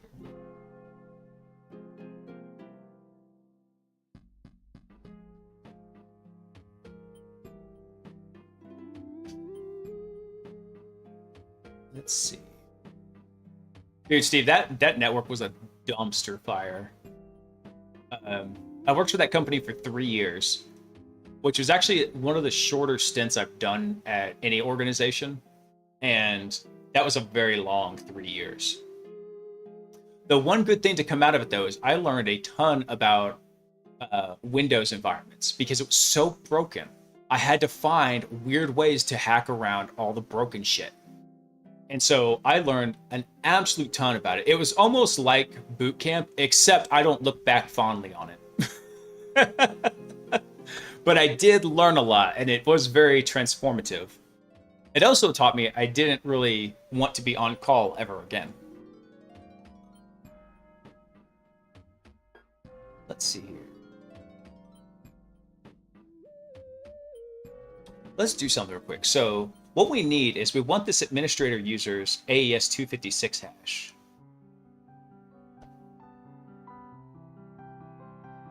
Let's do something real quick. Let's do Mimikatz DC sync. Again, this was AD security, what I mentioned earlier. Nice site. There we go. LSA dump, DC sync, domain user. There we go. Actually, this is the exact command I want right here, except just different domain. Okay, so let's run that. Let's do Mimikatz. Actually, shit, we can't. But we can do this. We have another backdoor that exists here. We have a secondary beacon running a system that is that's listening on port 31337 on the local loopback. So I'm about to connect to it here. Let's see. So this one is 8616. So this is going to become a child beacon. Find it here in the list. There we go. So as soon as I hit this connect command, we'll see another beacon be chained to it. And so now we've got a system shell where we can also work on stuff. Let me close these other ones because we're not using them. There we go. Now from here, I can run Mimikatz. Bob is a local system administrator, but this is not a high integrity process. This is a medium integrity process, like a normal user process. For some, we're not able to get any of the UAC bypasses to work. So we actually backdoored a service binary on here to make this work. So let's do this. Let's run Mimikatz. And we're going to do LSA dump DC sync. And we're going to give it domain of dev. Oh, wait, you know what? I just realized this is not going to work. Because the system account, even though we can run that command locally and it won't get flagged, it also is not who we need to be. We need Nina.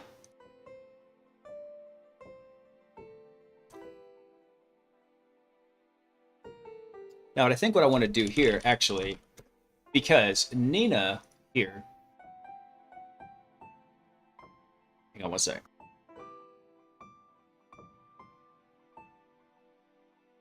So Nina here is running from DNS exe, right? So, so this could be troublesome if we tell it to go spawn an executable, and I'll show you why. Let's try this real quick. I'm going to do this with Bob right here. I'll show you because I don't care if I lose this shell. So I do spawn x64 http.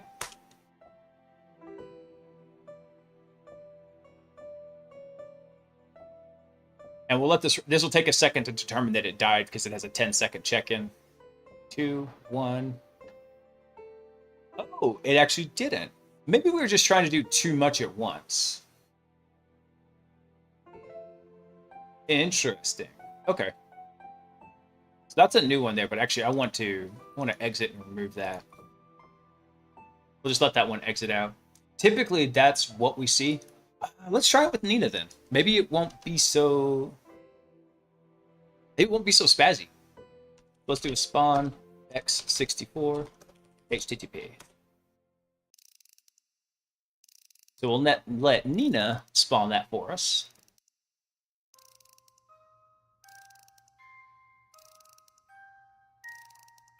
And the reason we're spawning is because these DNS channels, they can be really slow.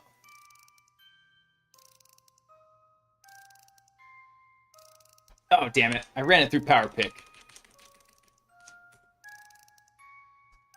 That would be bad to show up in your console log history. You tried to run spawn x64 HTTP inside PowerShell.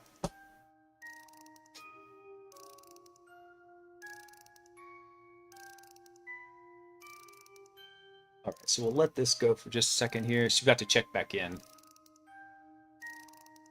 Hey, there we go.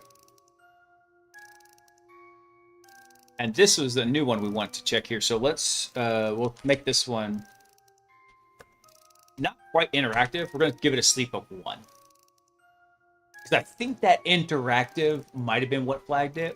Maybe if we do 1 second, that's if you leave a log behind. Very true. Although if you're doing this for clients that have contracted red team operations, they typically should have very mature security postures. They should have that kind of logging enabled. Now, whether or not anybody's looking at the logs is a different scenario. And that's a lot of the benefit derived from red team ops is because you're testing not just your technology, but also your people's response to the technology. They could be getting all the alerts and just sitting there playing solitaire on their machine and not paying attention to it.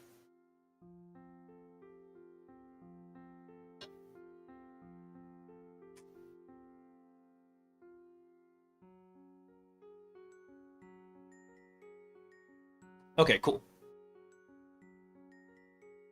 So we've got this up and running. Sweet. So now, actually, with... Oh, dang it. You know what I just realized? This is not running as an elevated process.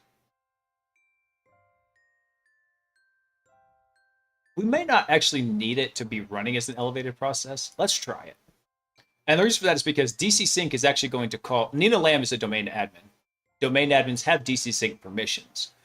We don't actually, I think, need to interact with LSA using Mimikatz. So we'll try it. So let's try Mimikatz, LSA dump, DC Sync, and we're going to give it the domain, which is going to be dev.cyberbotic.io, and then the user is going to be administrator. And so if the beacon dies, we know we're in trouble. Well, it might not have died. It might be chunking right now. Well, host called back home, so that's a plus. But which one is this? This is 6876. Oh, I ran it over DNS. Damn it. I didn't want to run it over that one. I wanted to run it over this one.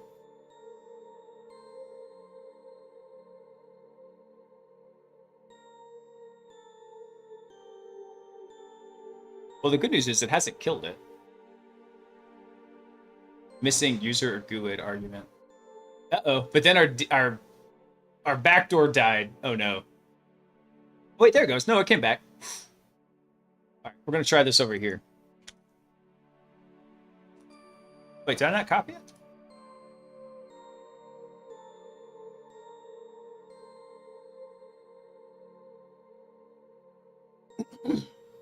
Missing user or GUID assignment. Is that not the... did I mess up the... Oh, it's /domain/user. It's not tag. That's what the problem was. All right. Let's come back over here. There we go. We'll do this in our proper shell here. Can you paste? Thank you. /domain. And actually, I think instead of a space, this needs like a colon. Tooling syntax is a pain in the ass sometimes.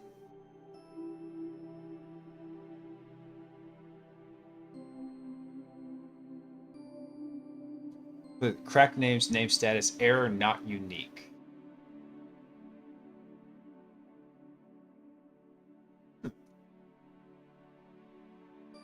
Administrator. Yeah, I spelled that right. Yep, LSA dump, DC sync. I wonder if we do need to run that as an elevated process. I'm not sure. But That definitely seems to have flagged it, because now that one has died.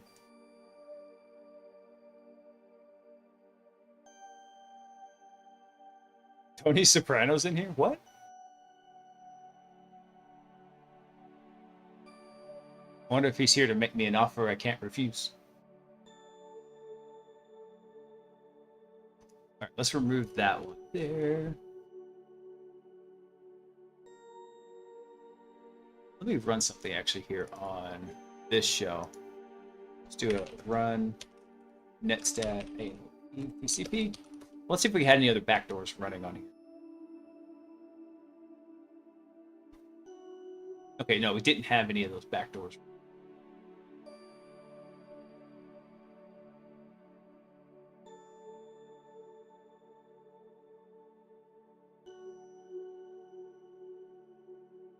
I'm just trying to double check something here. Let me check something from the... I'm checking something from the notes here. I want to make sure I understand exactly where these pieces are coming from.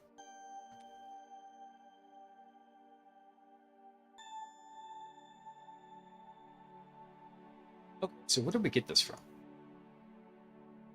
This is output from Rubius. So this is Rubius Golden and Ticket.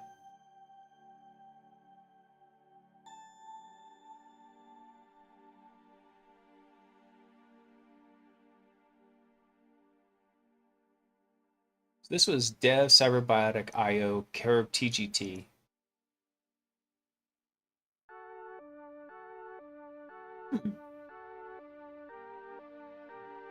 So, okay, so that's the... So this is the NTLM hash for Curve TGT right here. 9FB. Okay, so this must be the AES 256 for the Curve TGT account. Interesting. Okay, so we already did have that. Oh, go away. Damn it. The shift button gets stuck sometimes. That fix it? That did not fix it. That is going to be a... I haven't figured out why, but for some reason in Guacamole, sometimes the shift button gets stuck. It's little things like that that get the overall course and lab a 9 out of 10 instead of a 10 out of 10. But I also understand where they're all coming from.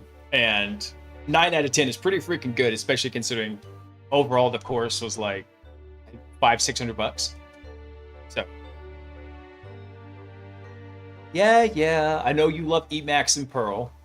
I might have been regaling the stream with stories about how every time you got to do data munging, you always do it in Perl, and I give you shit for it.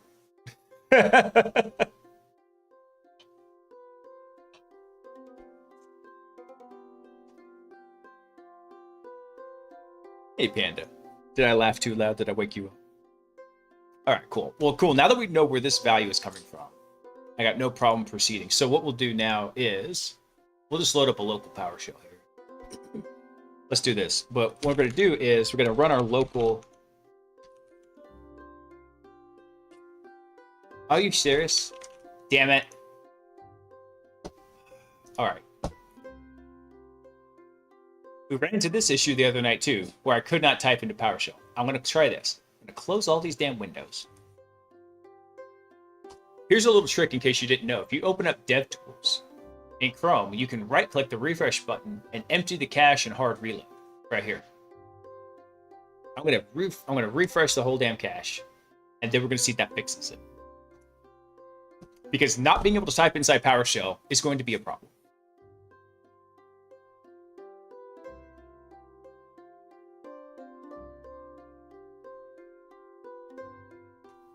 All right. Let's see what happens. Oh! We can type inside PowerShell. Praise Jesus. We've got our PowerShell back. The power of shell compels you. All right. Let's run our MZ bypass real quick. That's going to give us free and clear use of this, and then we're going to run tools. Rubius, bin release, Rubius, and we're going to do another golden ticket here. So actually, let's prepare this statement that we need. So what we're going to need here is we're going to need to give it that AES 256, right? That we had in our notes. So let's copy that. So this is the Curb TGT account just with the AES 256. So we're going to need that. Oh, I didn't want the whole thing.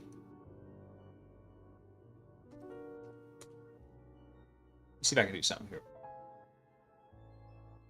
Oh, cool. You can just... I didn't know you could just Control plus to zoom in. Hell yeah. Now it's more readable for everybody. Is that only in Chrome? I'm going to try this in Firefox now.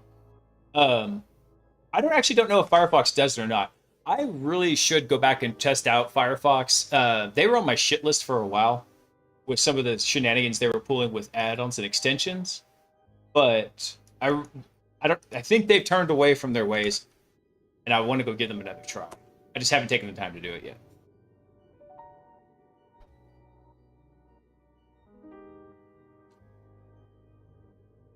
All right, so there's two SIDs we want to give this.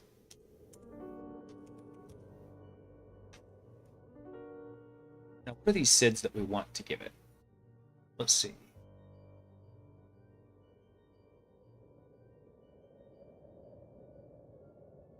Let me see what this one is.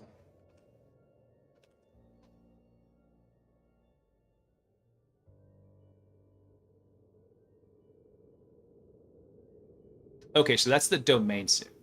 That's what that is. So the first SID we're going to give it is the Cyberbotic, is the dev domain SID. So that's what I need right there. Yeah. So that's the first SID. The second SID is going to be that one we just actually got from our recon. So that's going to be... Oh, what's that? Wait, there it is. We want this one right here.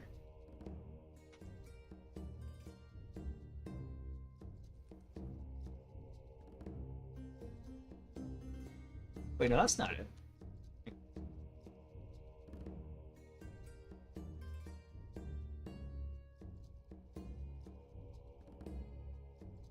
Oh, I think I did this wrong. I just noticed. We got the local SID. See that? We did dev cyberbotic IO. Yeah, oops. That would explain why these numbers were looking funky. So we want to change this. Let's go run this again. We're running this under Bob Farmer. Let's grab this command. Let's go rerun this under Bob. Come here, Bobby boy. So we're going to run this, but we got to take out the dev part. Because we need the SID of the domain we're trying to jump to.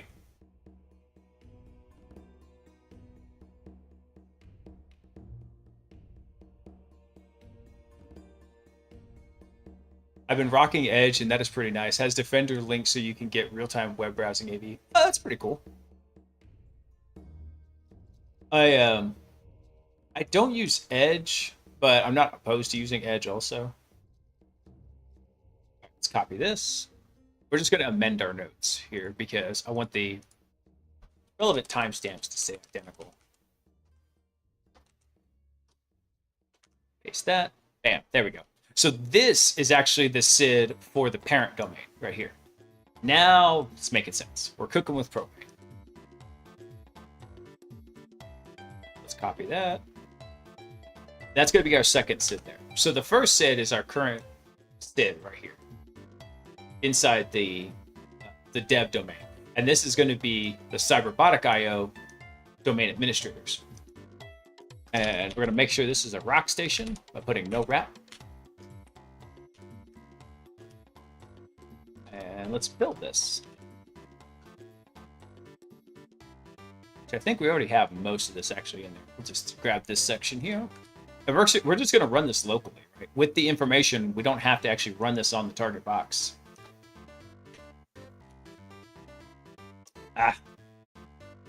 Click in there. Yeah. Well, let's go change this. We need a space in here. Let's run it. Dang it. The AES 256, not just AES. Because there actually is two. There's 128 and 256 in here. Yeah, we are.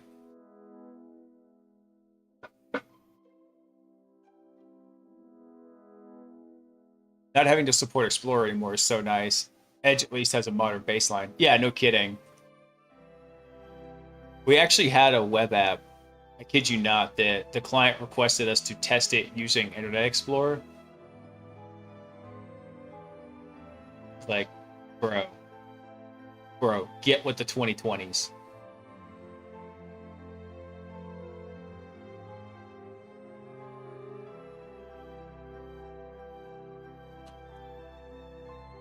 All right, let's go throw this into our notes.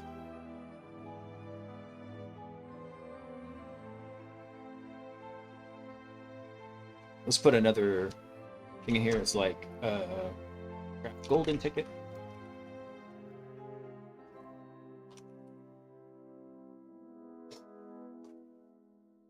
And I actually want to put some other notes in here. So need the I'm gonna call it the local domain. The local domain ARB TGT hash slash AES 256. I think the hash would also work. What else do we need here? We need the local domain SID.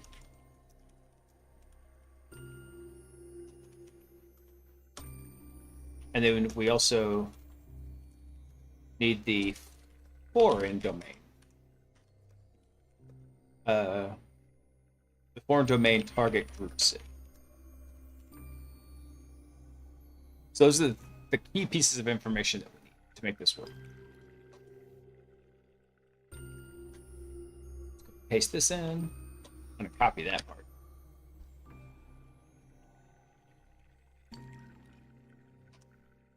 Let's actually take a look at the output here. So it's building the pack. We're setting the SID as the domain administrators group. User ID 500, which is the administrator, if I remember right. And then it has all these various groups in it, one of them already being domain administrator. And then the target service is going to be Curve TGT because we're requesting a TGT. Golden tickets are TGTs. And this actually says forged for administrator dev cyberbotic.am. Is that what we're expecting? Let's double check.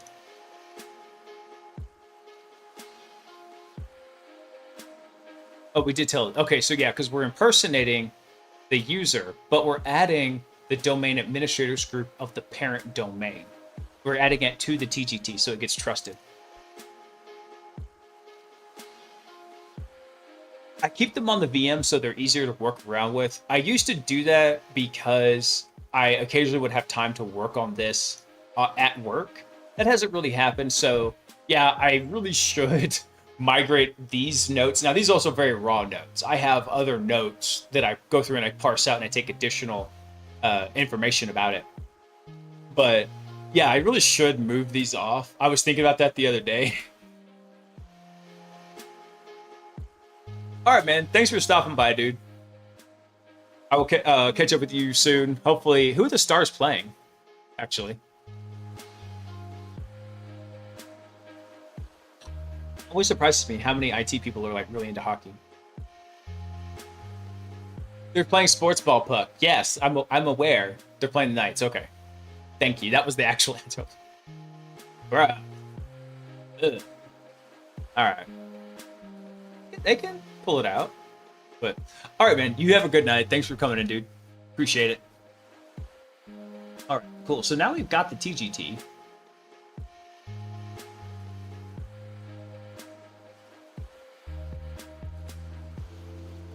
Well, let's grab this. Let's go grab this TGT.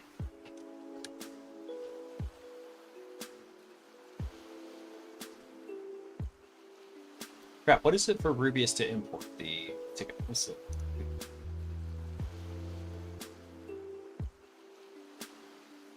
Let me check my Kerberos notes real quick.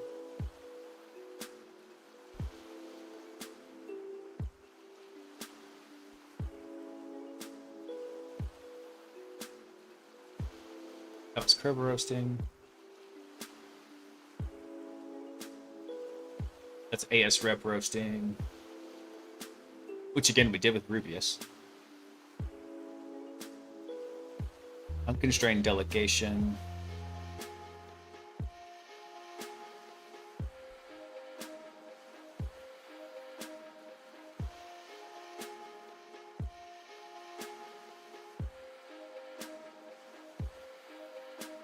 So then we dumped Druid. That gave us network login as Nina Lamb. Yeah, and so if it's going to the Curve TGT service, that is a TGT in memory. So I'm trying to remember how we imported that to use. What was the command we used for that?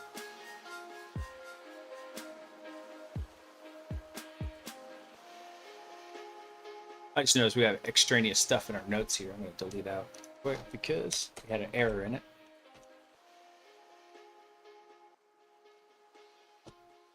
So.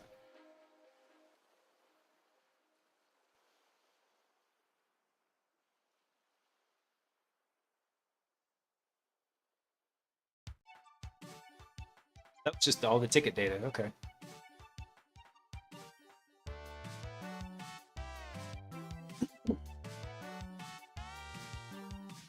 Now, how would we want to do this? We could probably do that as Nina. Let's do that, actually. Let's do something here. Let's run Power Pick.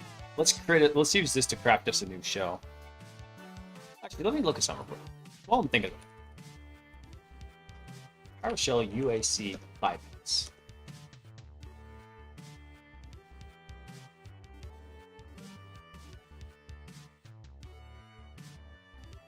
I wonder what this one is. From 8 years ago. That's probably not going to work.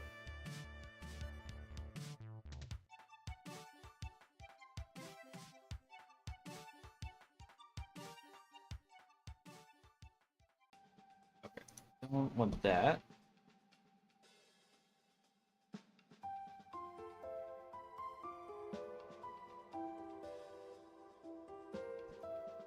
Look at this one right here.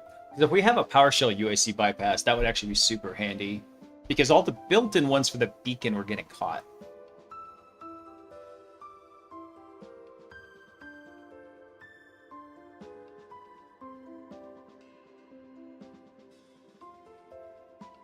The sysprep method, I'm pretty sure we got caught on.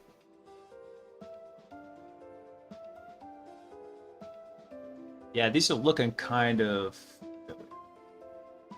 And these are also kind of old. They're for Windows 7.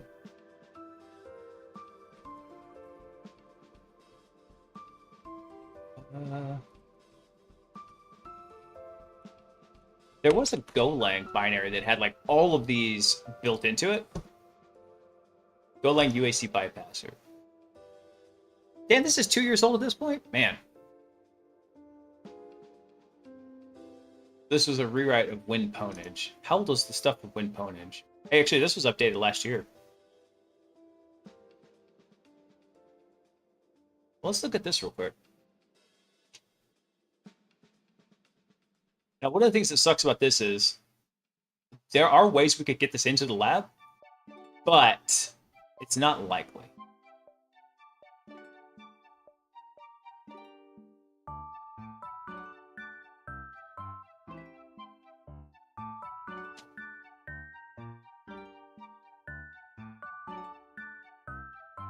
Yeah, it doesn't have any releases of it, so we'd have to download it and build it.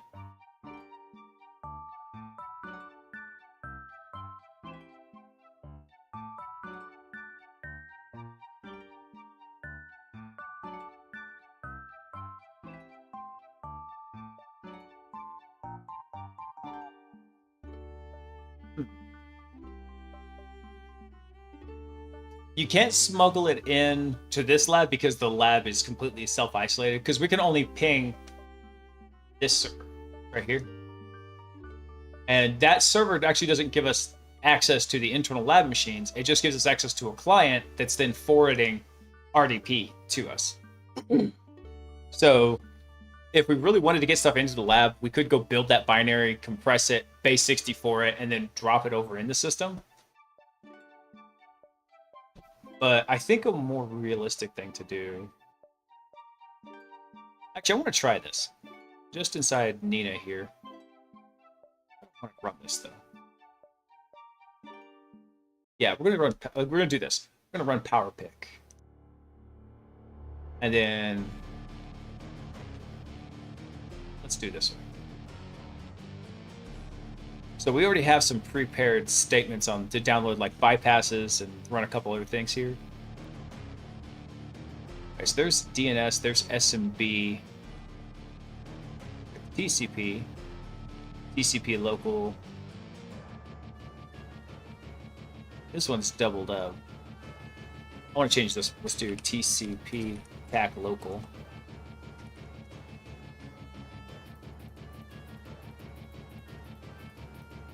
Actually, no, I want to change this. I want to change this to HTTP.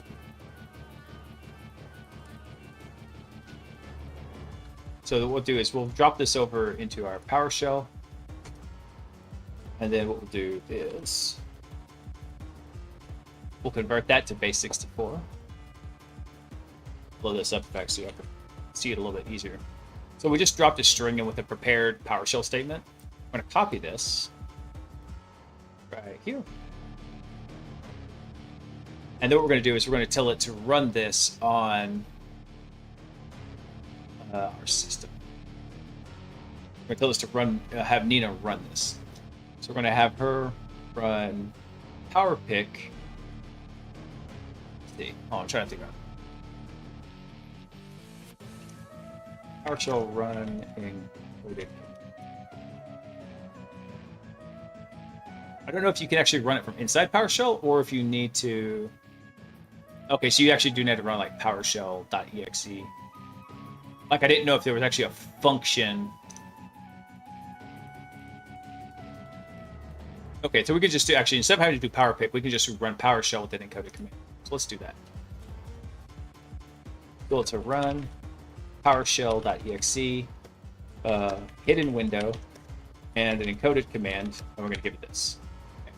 So what this is going to do is it's going to download our AMSI bypass and run it, and then it's going to download our beacon and run it.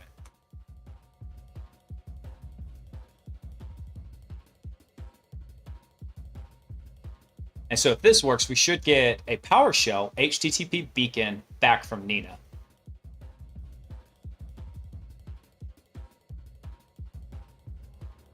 Let's hope this didn't kill our shell in here. It's thinking.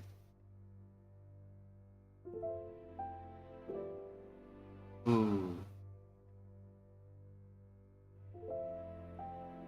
It's thinking. It checked in.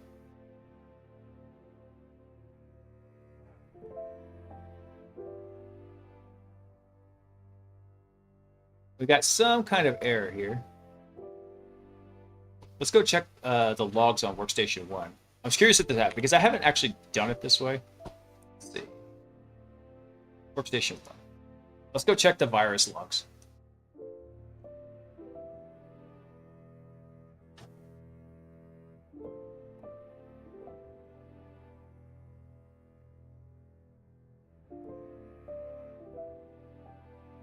Let's see if that beacon's still up. That beacon is still up, so it looks like it failed, but it wasn't flagged. This very important distinction. So maybe it was trying to do something that it wasn't allowed to. Let's run. Go check our virus logs.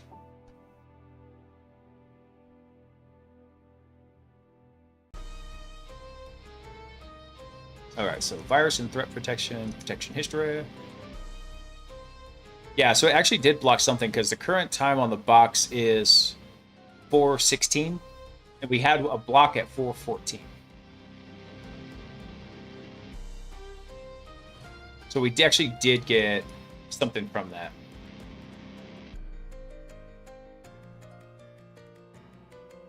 Affected item was AMSI device PowerShell v1.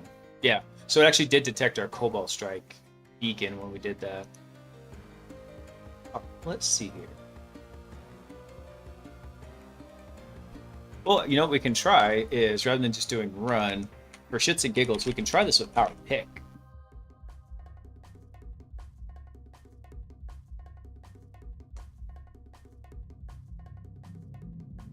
Here, so this will work.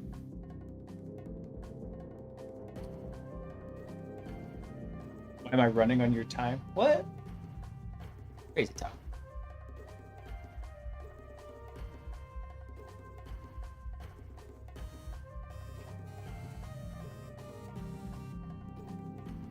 Well, you know what? I don't know why I'm making this so damn difficult, because what we can do is we can actually just run the commands in PowerPick, because we've already got it ANSI bypass.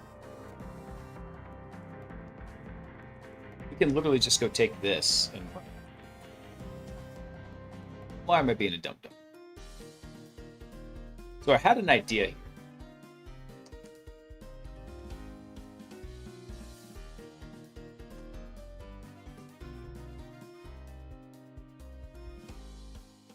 See what happens with that. So I had an idea. I just don't know how to code it up yet. I'm working on it. I'm using a new tool. I want to see if I can make an idiot cup. So, you know, a lot of streamers have the tip cup, like over on the side of the stream, right? I want to have the idiot cup. And that is when I do something stupid, some bits or something go into it. And then once that cup reaches a certain amount, we'll go like donate it to charity. I thought that'd be a fun way to incentivize me not to be dumb.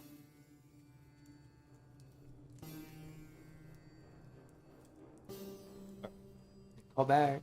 You're gonna run.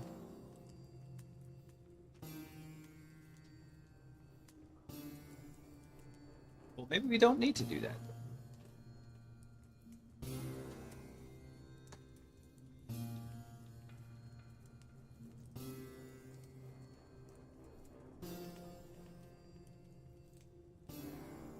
Let's try that.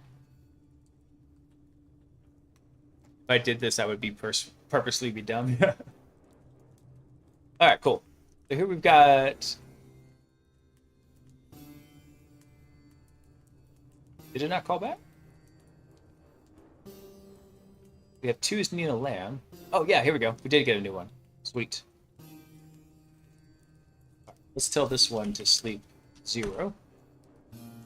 It's interesting though that this one is running as DLL host. It's not running as PowerShell.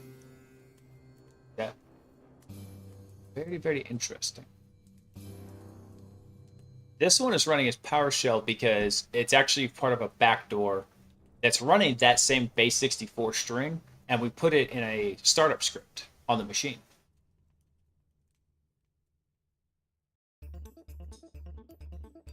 Let's let this one...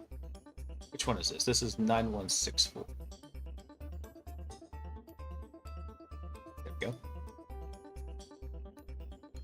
All right, let's do K-list real quick. Oh, run K-list. We're going to list out our Kerberos tickets. Should be nothing. All right, then what we want to do now is go grab that TGT that we just forged. Our golden ticket. Let's go back over to Kerberos. Make sure I can check the... So what we're going to do is we need to do a create net only. And then we go inject into that. So let's do that. Let's do... Actually, do this a little bit different here. We're going to do execute assembly. Tell it. Run tools. Damn it. Rubius, bin, release, Rubius.exe. There you go. So we'll do create net only.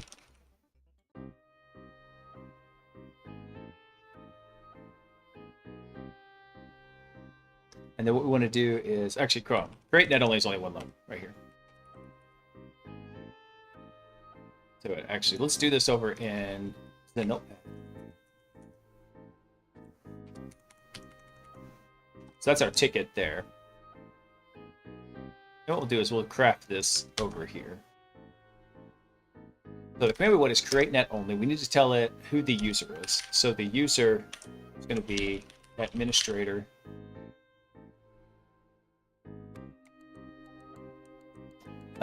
We want its password. We can make up anything we want. Kitty farts. And then also the command we want to run. So the command we want to run is like cmd.exe. What else did we need on this? Let's see. When do we create the net only? Oh, it's username, domain, password, program. Gotcha. Okay, so let's do that real fast. So it's username, and we're going to need the domain. Now this is still, we're still operating as if this was in the dev domain. So dev cyberoptic.io, and then we got the command. Okay.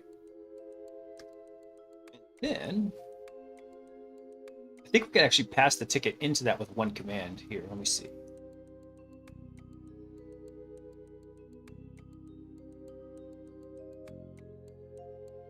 Trying to remember. Hang on. We might be able to do this in one go.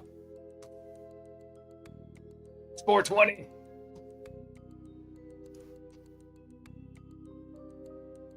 All right, let's see here.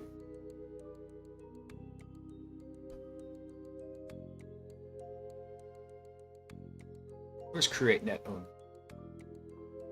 There we go.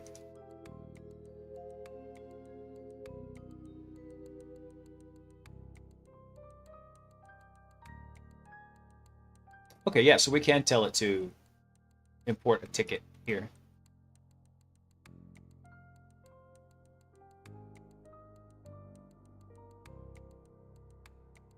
All right, let's try that actually. Maybe it'll auto import it.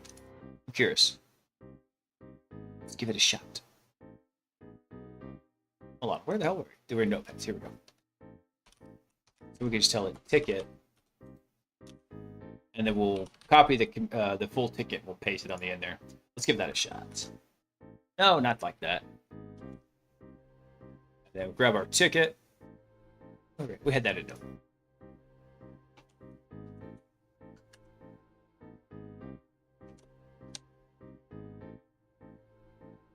All right, cool. Drop that big, long, nasty base 64 in there. And let's see if it takes it.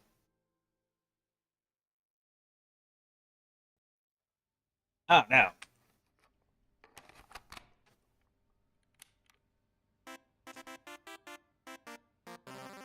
Rubius. Rubius. Bin. Release. Rubius. I just realized I only copied the ticket.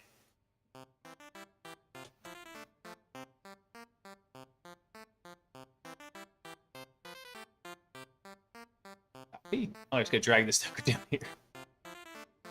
The copy pasta is not with me today. Right, there we go. This is what we need. In all this business.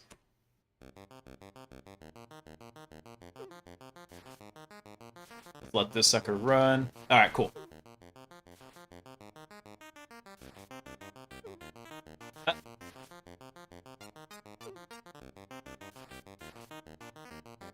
Oh no, we lost our. We were trying to run stuff against a shell that died a long time ago.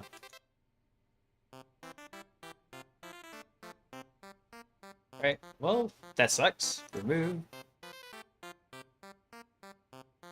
I wonder why Workstation 1 flags stuff so much differently from Workstation 2.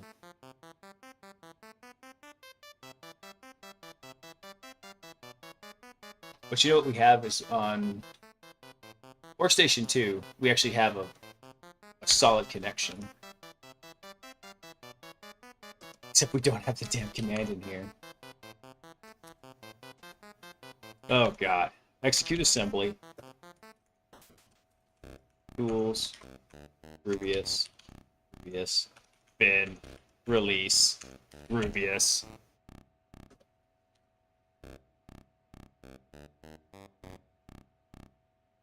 Alright. We'll let this go. Now hopefully this is going to work.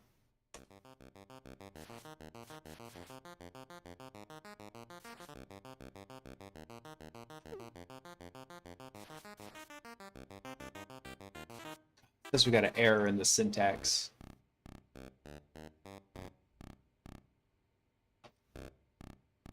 We have create. There's an E missing in create. See, that would go into the idiot cup.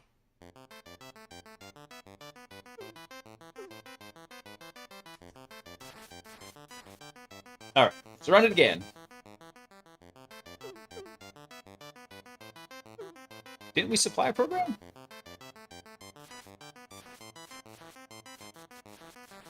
Oh, it's not command, it's program.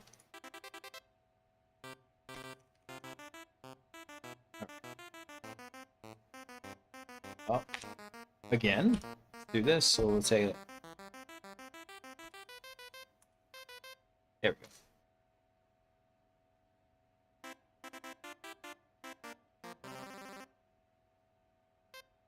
Awesome. All right, cool. So now what we can do is we steal this token for 1364. 1364. All right. Now it's funny because it says we're impersonating system, but that's because that's the local token for it. But actually, for network authentication, it's going to be this administrator. So let's double check it. Let's try listing the contents of DC TAC1 .dev.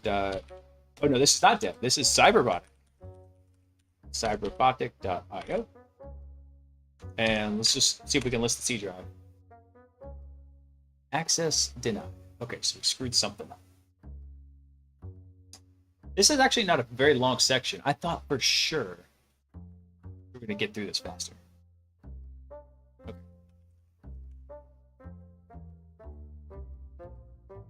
Actually, I want to try something.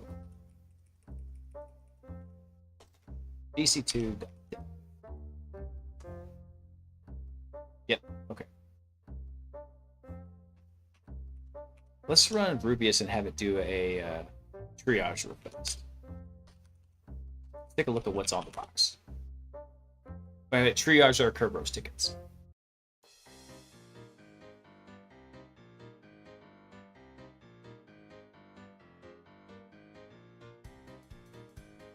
Yes, we imported one as the Curb TGT Dev Cyberbotic IO. Okay. All right, so what can we do with this now? Well, I guess we're back to square one when we go remake it. We lost the command whenever we had to restart PowerShell. Let's go grab it.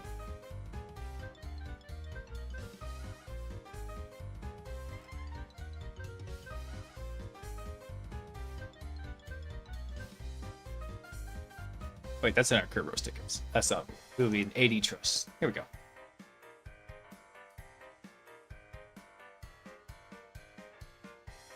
So we double check something from Xenos.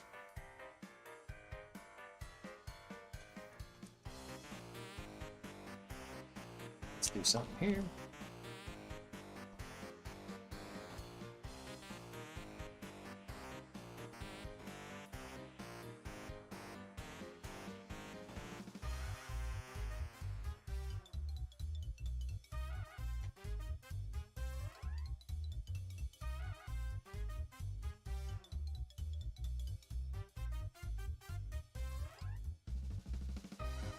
I thought that was weird. Okay. Look at this. So this was a screw up we had. When we made this, we supplied the SID value twice. But it's actually SID and then SIDS. Or the SIDS history. Alright. That's why our ticket didn't work. Because it didn't have the SID history to it. So let's go run that.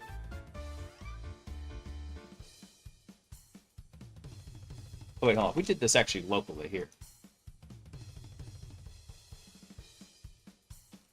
Clear that. Drop this in. Okay, so we have SID and then SIDS. Perfect. All right. So that's where the disconnect came in. Awesome. Let's go save this. That is very important to know. And I was trying to figure out how. Because usually these programs don't like repeated variables like that. That's why, because one of them was SID, one of them was SIDS, plural.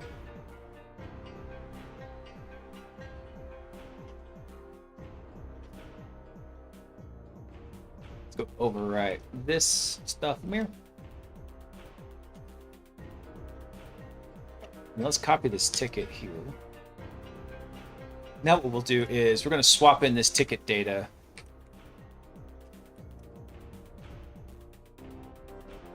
Here. Gotta scroll so far.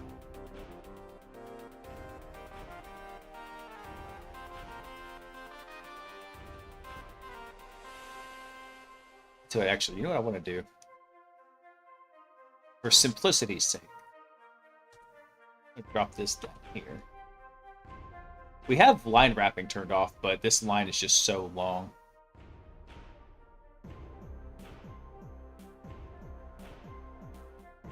Okay, cool. So they match a little bit, but I can see that they are different. This was the previous ticket. Perfect. All right.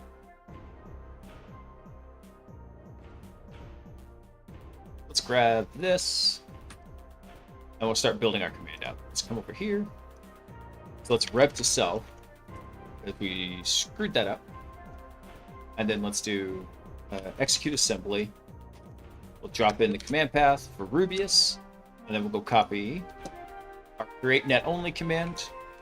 And then we'll just pass in the ticket. And we should be good. We should be golden even. Hey.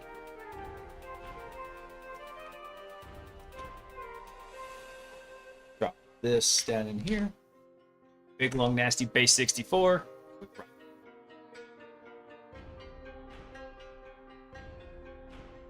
Awesome. Process ID 2300. How cool would that have been if it was 2600? So we're going to steal that token, we're going to impersonate it, and then we're going to try doing LS against it. Sweet. So using only information from the child domain, we've now jumped to the parent domain using a golden ticket. Hell yeah. Let's take these notes. Let us get the notes. We did execute assembly. It's going to grab the first couple lines of that output because we don't need all of it, just enough to know what we were getting at.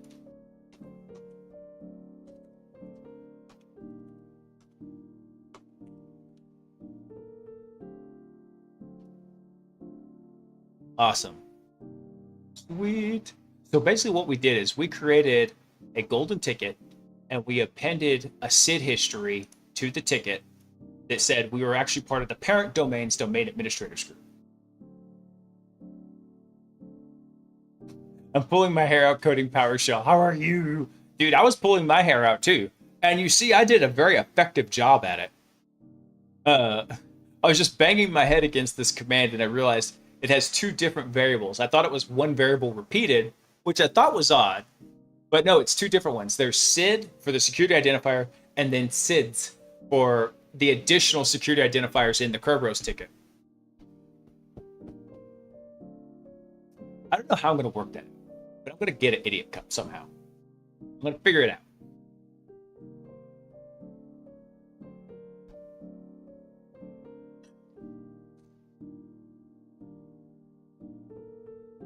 Awesome. Let's make a... Actually, let's do another thing here. So we can actually also do diamond tickets with this. So remember, a diamond ticket is we get a token, we get a TGT, we decrypt it, add new shit to it, and then we re-encrypt it. PowerShell's more useful than Bash. You bite your tongue, sir.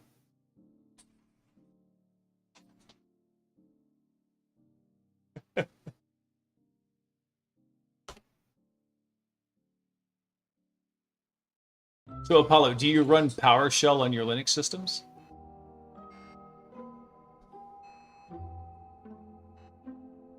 Because if you say yes, I'm gonna forever doubt your. I'm gonna forever doubt your tech creds. I've tried running. Actually, so I know there is some cool stuff you can do with like .NET Core, but it's crazy. Hey, Kaiju. Kaiju, I was trying to remember. Was it you that told me about Night Team 4?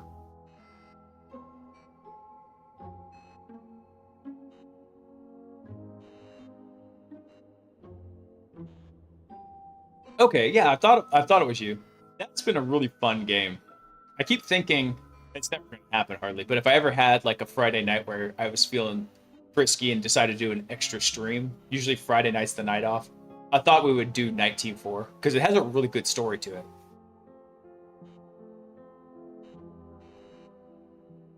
I use Python on Linux. Yeah, I understand that.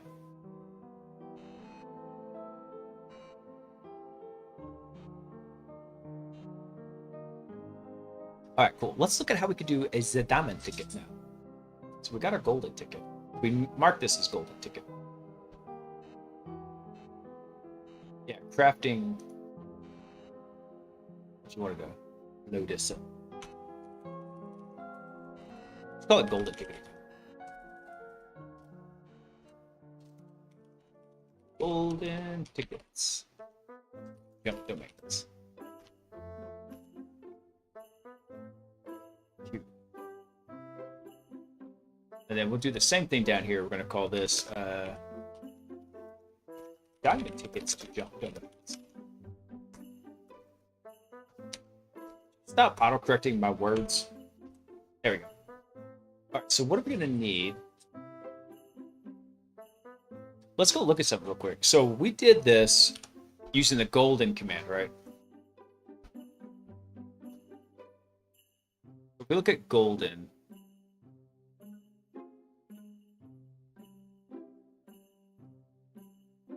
this output is so freaking verbose.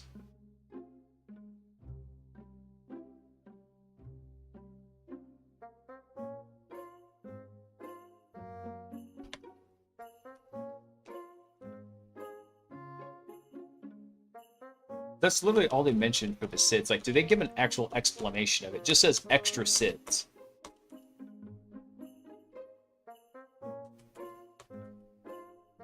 That's what kills me about this output. Here we go.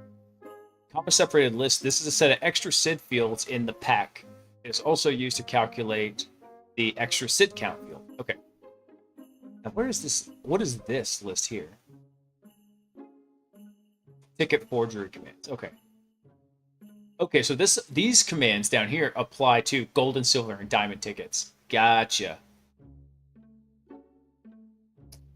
Gotcha. Okay. Compiled PowerShell? No.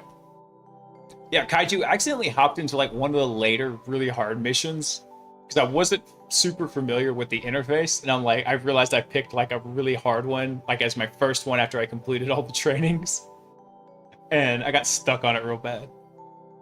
Like I think I had access to some tool that I needed to actually complete it, so that mission got put on the back burner. Okay, so what are we gonna need? I think we're gonna need very similar things to this. Let's see what we're gonna need. Actually, let's look at, there's a ticket delegation.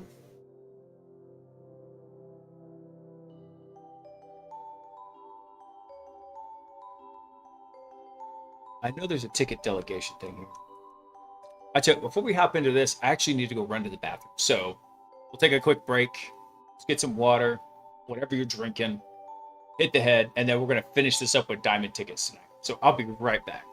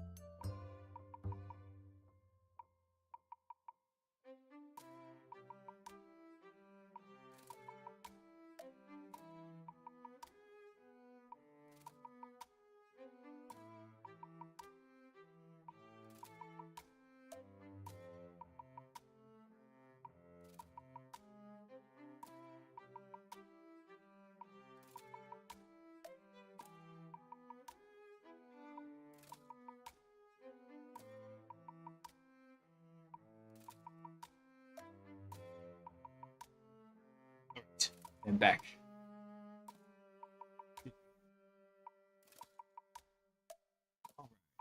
Let's see here. I know there's a thing we can do in here for TGT delegation.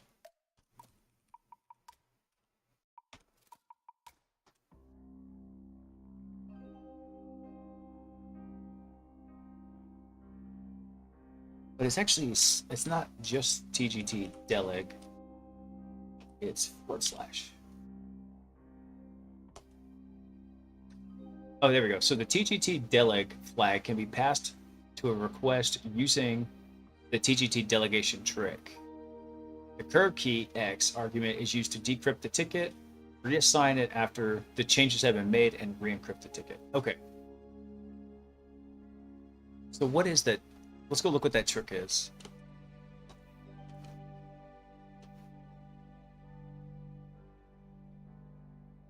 So Ticket Deleg uses Gentle Kiwi's and Kekio's trick that abuses Kerberos GSS API to retrieve a usable TGT for the user without needing elevation on the host. Oh, okay, sweet. Hey, Mac, what's up, dude? Dog's freaked out from the rain and wind, so now I'm gonna have a bourbon and watch some hacking. All right, dude. Yeah, I know. I haven't checked the weather. I probably should have while I was there, but I've got everything set up. I hope the wind's not too bad because I literally just put some new plants in the garden, like little tomato plants and stuff. And hopefully they're actually going to grow this year. This really awesome old Japanese lady who worked at Home Depot, like, had been a gardener for like 30 years or something crazy. And like 26 of those years at Home Depot. I was like, holy cow. And so I was talking to her and she gave me a ton of great advice, like on what to put in my raised garden, because last year it grew nothing. And so I've got all that stuff done now, and hopefully it's going to work super well. I'm hopeful. I got a watermelon. I got some tomatoes in there. I got some herbs. Stoked. All right, so that's what this is doing. So ticket delegation is essentially using the GSS API. It's the GSS API. General Security Services. Okay. So it's using that API to allow us to do the ticket manipulation without having to be elevated. So we can do it from a normal medium integrity process, which is perfect because that's how Bob is. Bob is a normal medium integrity process. So what we need is, what were our requirements for the golden ticket? Because there's going to be about the same. Remember, the difference between golden and diamond is golden, we craft the entire ticket ourselves. Diamond, we actually request the ticket from the server, and then we modify it using the encryption key. So we decrypt it, modify it, and re-encrypt it. I'm going to copy this because I'm pretty sure the requirements are going to be very similar.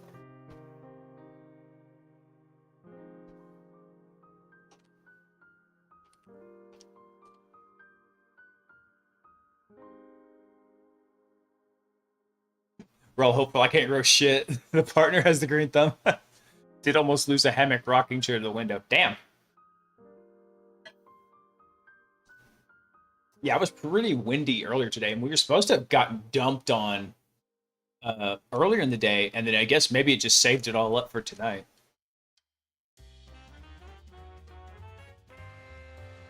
Let's see. So we're going to need the ticket user, the ticket user ID, the groups. What is AD group 519? AD group 519. I'm trying to remember. Well-known SIDS.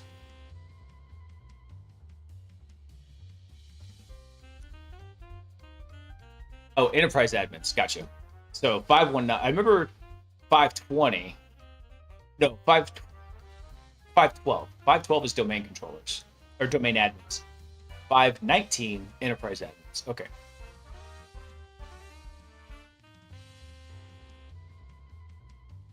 So we can use a very similar command to what we did last time. So let's go grab that and we'll just modify it. So we'll grab the golden here. And then we'll come down here. We'll do the same thing for a diamond ticket. So what we want is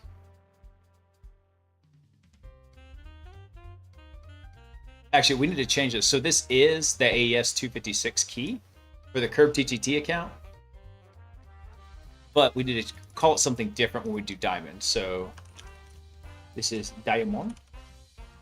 And we're going to call this the what is it? The KRB key, the Kerberos key. And then what else do we need? So we do need that.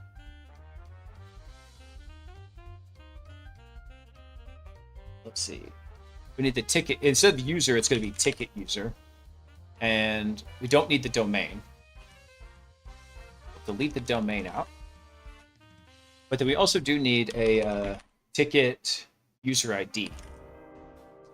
So in this case, the administrator is 500. We go look at that in here. See, that's the administrator account.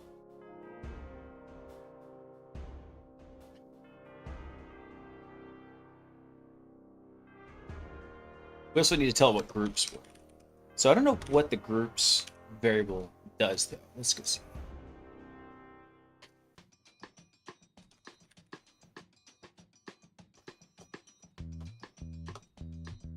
So comma separated sets the group field in the pack. Also has the PGID added to it. Okay, so these are the default values. So instead of like letting it do the default values, we're just telling it make us just this one.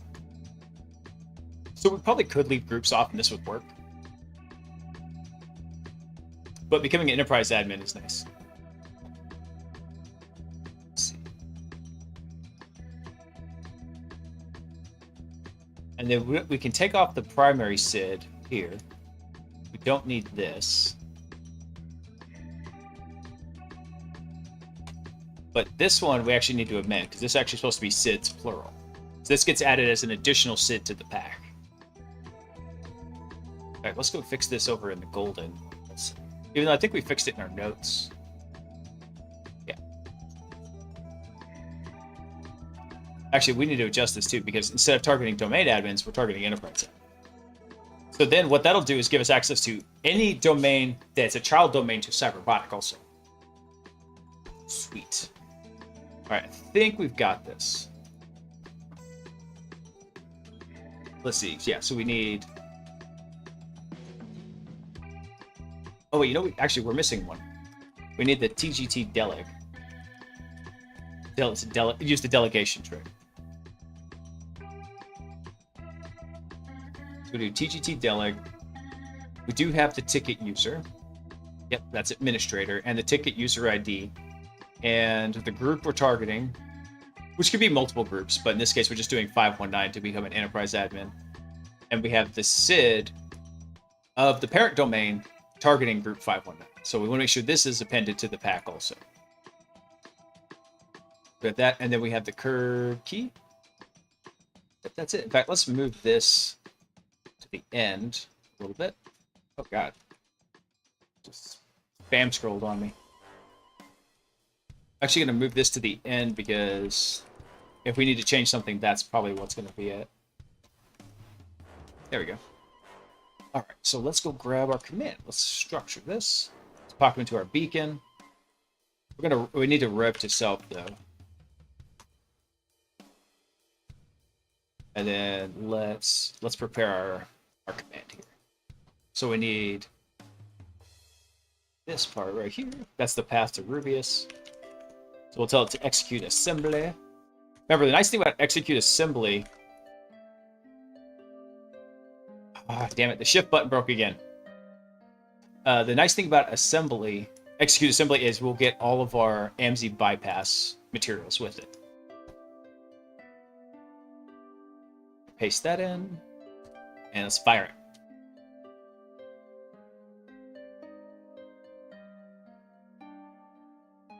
it. Nice. All right. Let's just grab this output real fast here. So we get 2 TGTs back, remember? So we get the authentic one, and then we get our modified backdoored one.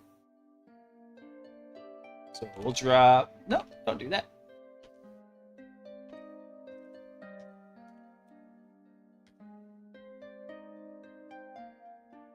So let's take a look at this output. So we submitted the command. We didn't specify an SPN, so it chooses the CIFS SPN here. Initializes the GSS API with the fake delegation. Does an AP rec, right? So if we look at our... Where was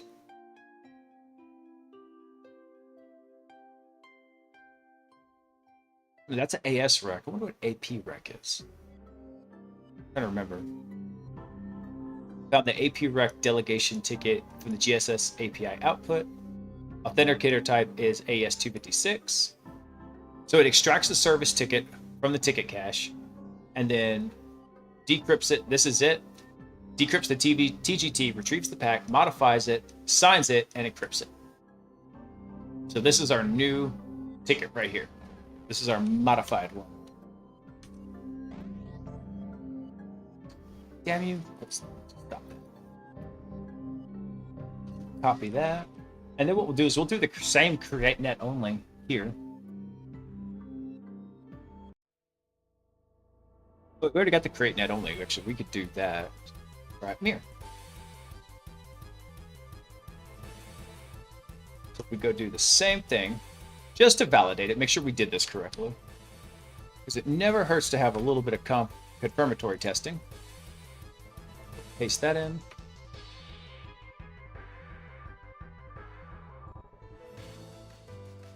And then let's go grab our create net only code stub.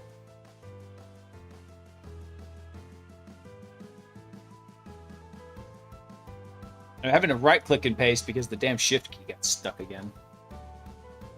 And then this is actually what we want to copy right here. This is our modified ticket. Copy. And then I'm gonna paste it all the way down here. We just get that nasty base 64 stuff.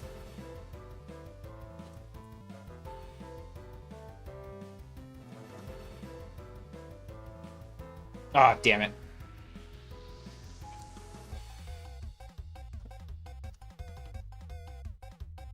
Execute assembly.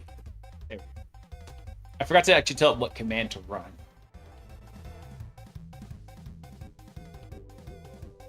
All right, cool. So now we can steal token 5400. Steal token 5400. And then now if we try to ls the DC1 in the parent domain, so dc1.cyber.io, and just list the C drive, bam, we've got access to it. Nice. Very nice. All right, so let's go grab this for our notes here. We'll have to clean them up a little bit because we do have errors in here. Copy that. Drop that in here. And I'm going to take out some of this output because I don't really need it. It's just for show that it did work.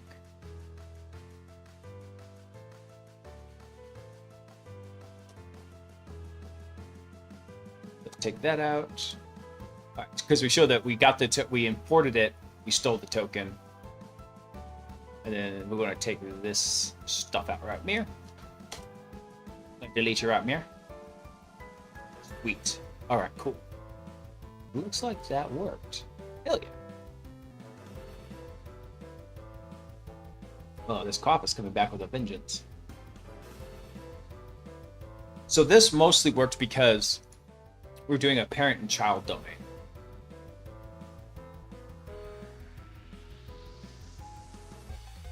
Need a Jolly Roger flag to fly in box with pop-up box. I mean, we could always do the happy hacker smiley face. I love those emotes. The lady who did it is so cool.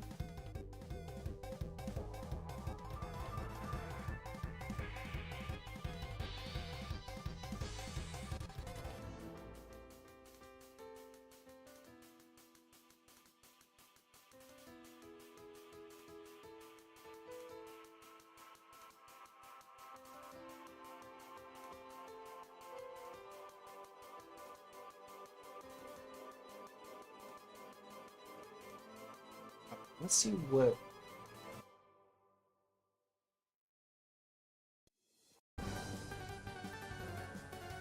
All right, so the next thing kind of coming up is one-way trust, but I think that's going to be a little bit more complicated than I want to get into tonight, and mostly because I'm coughing a shit ton and keep having to mute the microphone. So I think that's probably what we're going to call it tonight. What we'll do tomorrow, Sunday, is we'll do what happens like if there's only a one-way trust. Like, how can we abuse that? We'll take a look at that.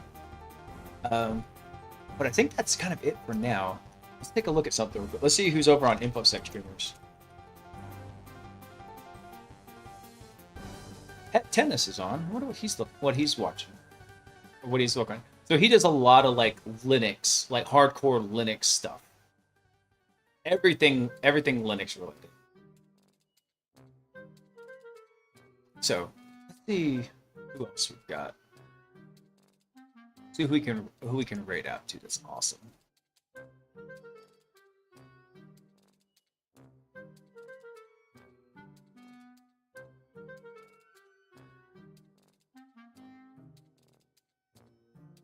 See who we've got out here. Got a ham radio lurker, guy doing some MATLAB. Nanopore sequencing, interesting. Exactly, that's well to be though. Let's see who else is in science and technology right now.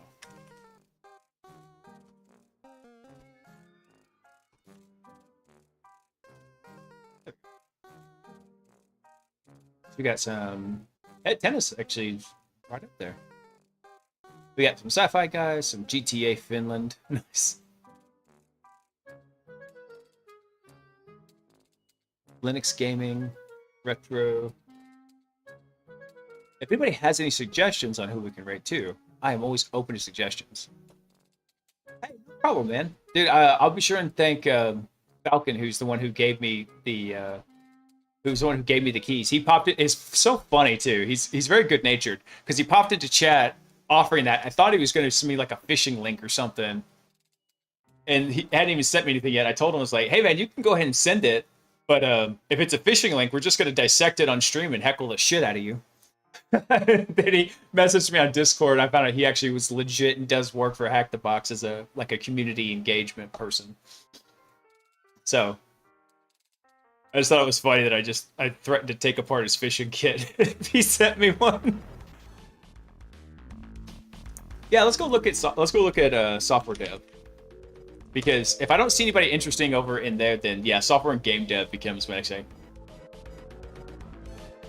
You know what? Grim was on earlier. He looks like he's streaming now. We could go see him. He actually maintains the Pigeon chat client, and so we could go hit him up real quick.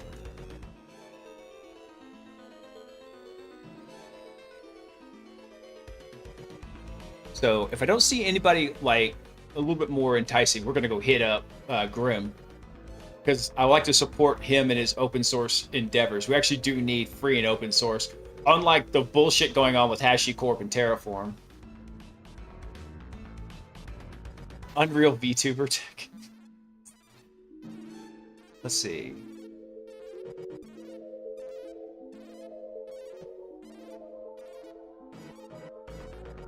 There are so many VTubers in software and game dev.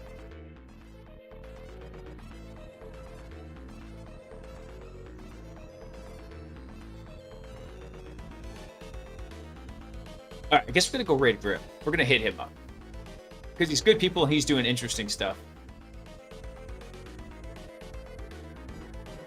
Yeah, let's go. We're gonna do that. So, all right, everybody. I'm gonna leave y'all with Panda.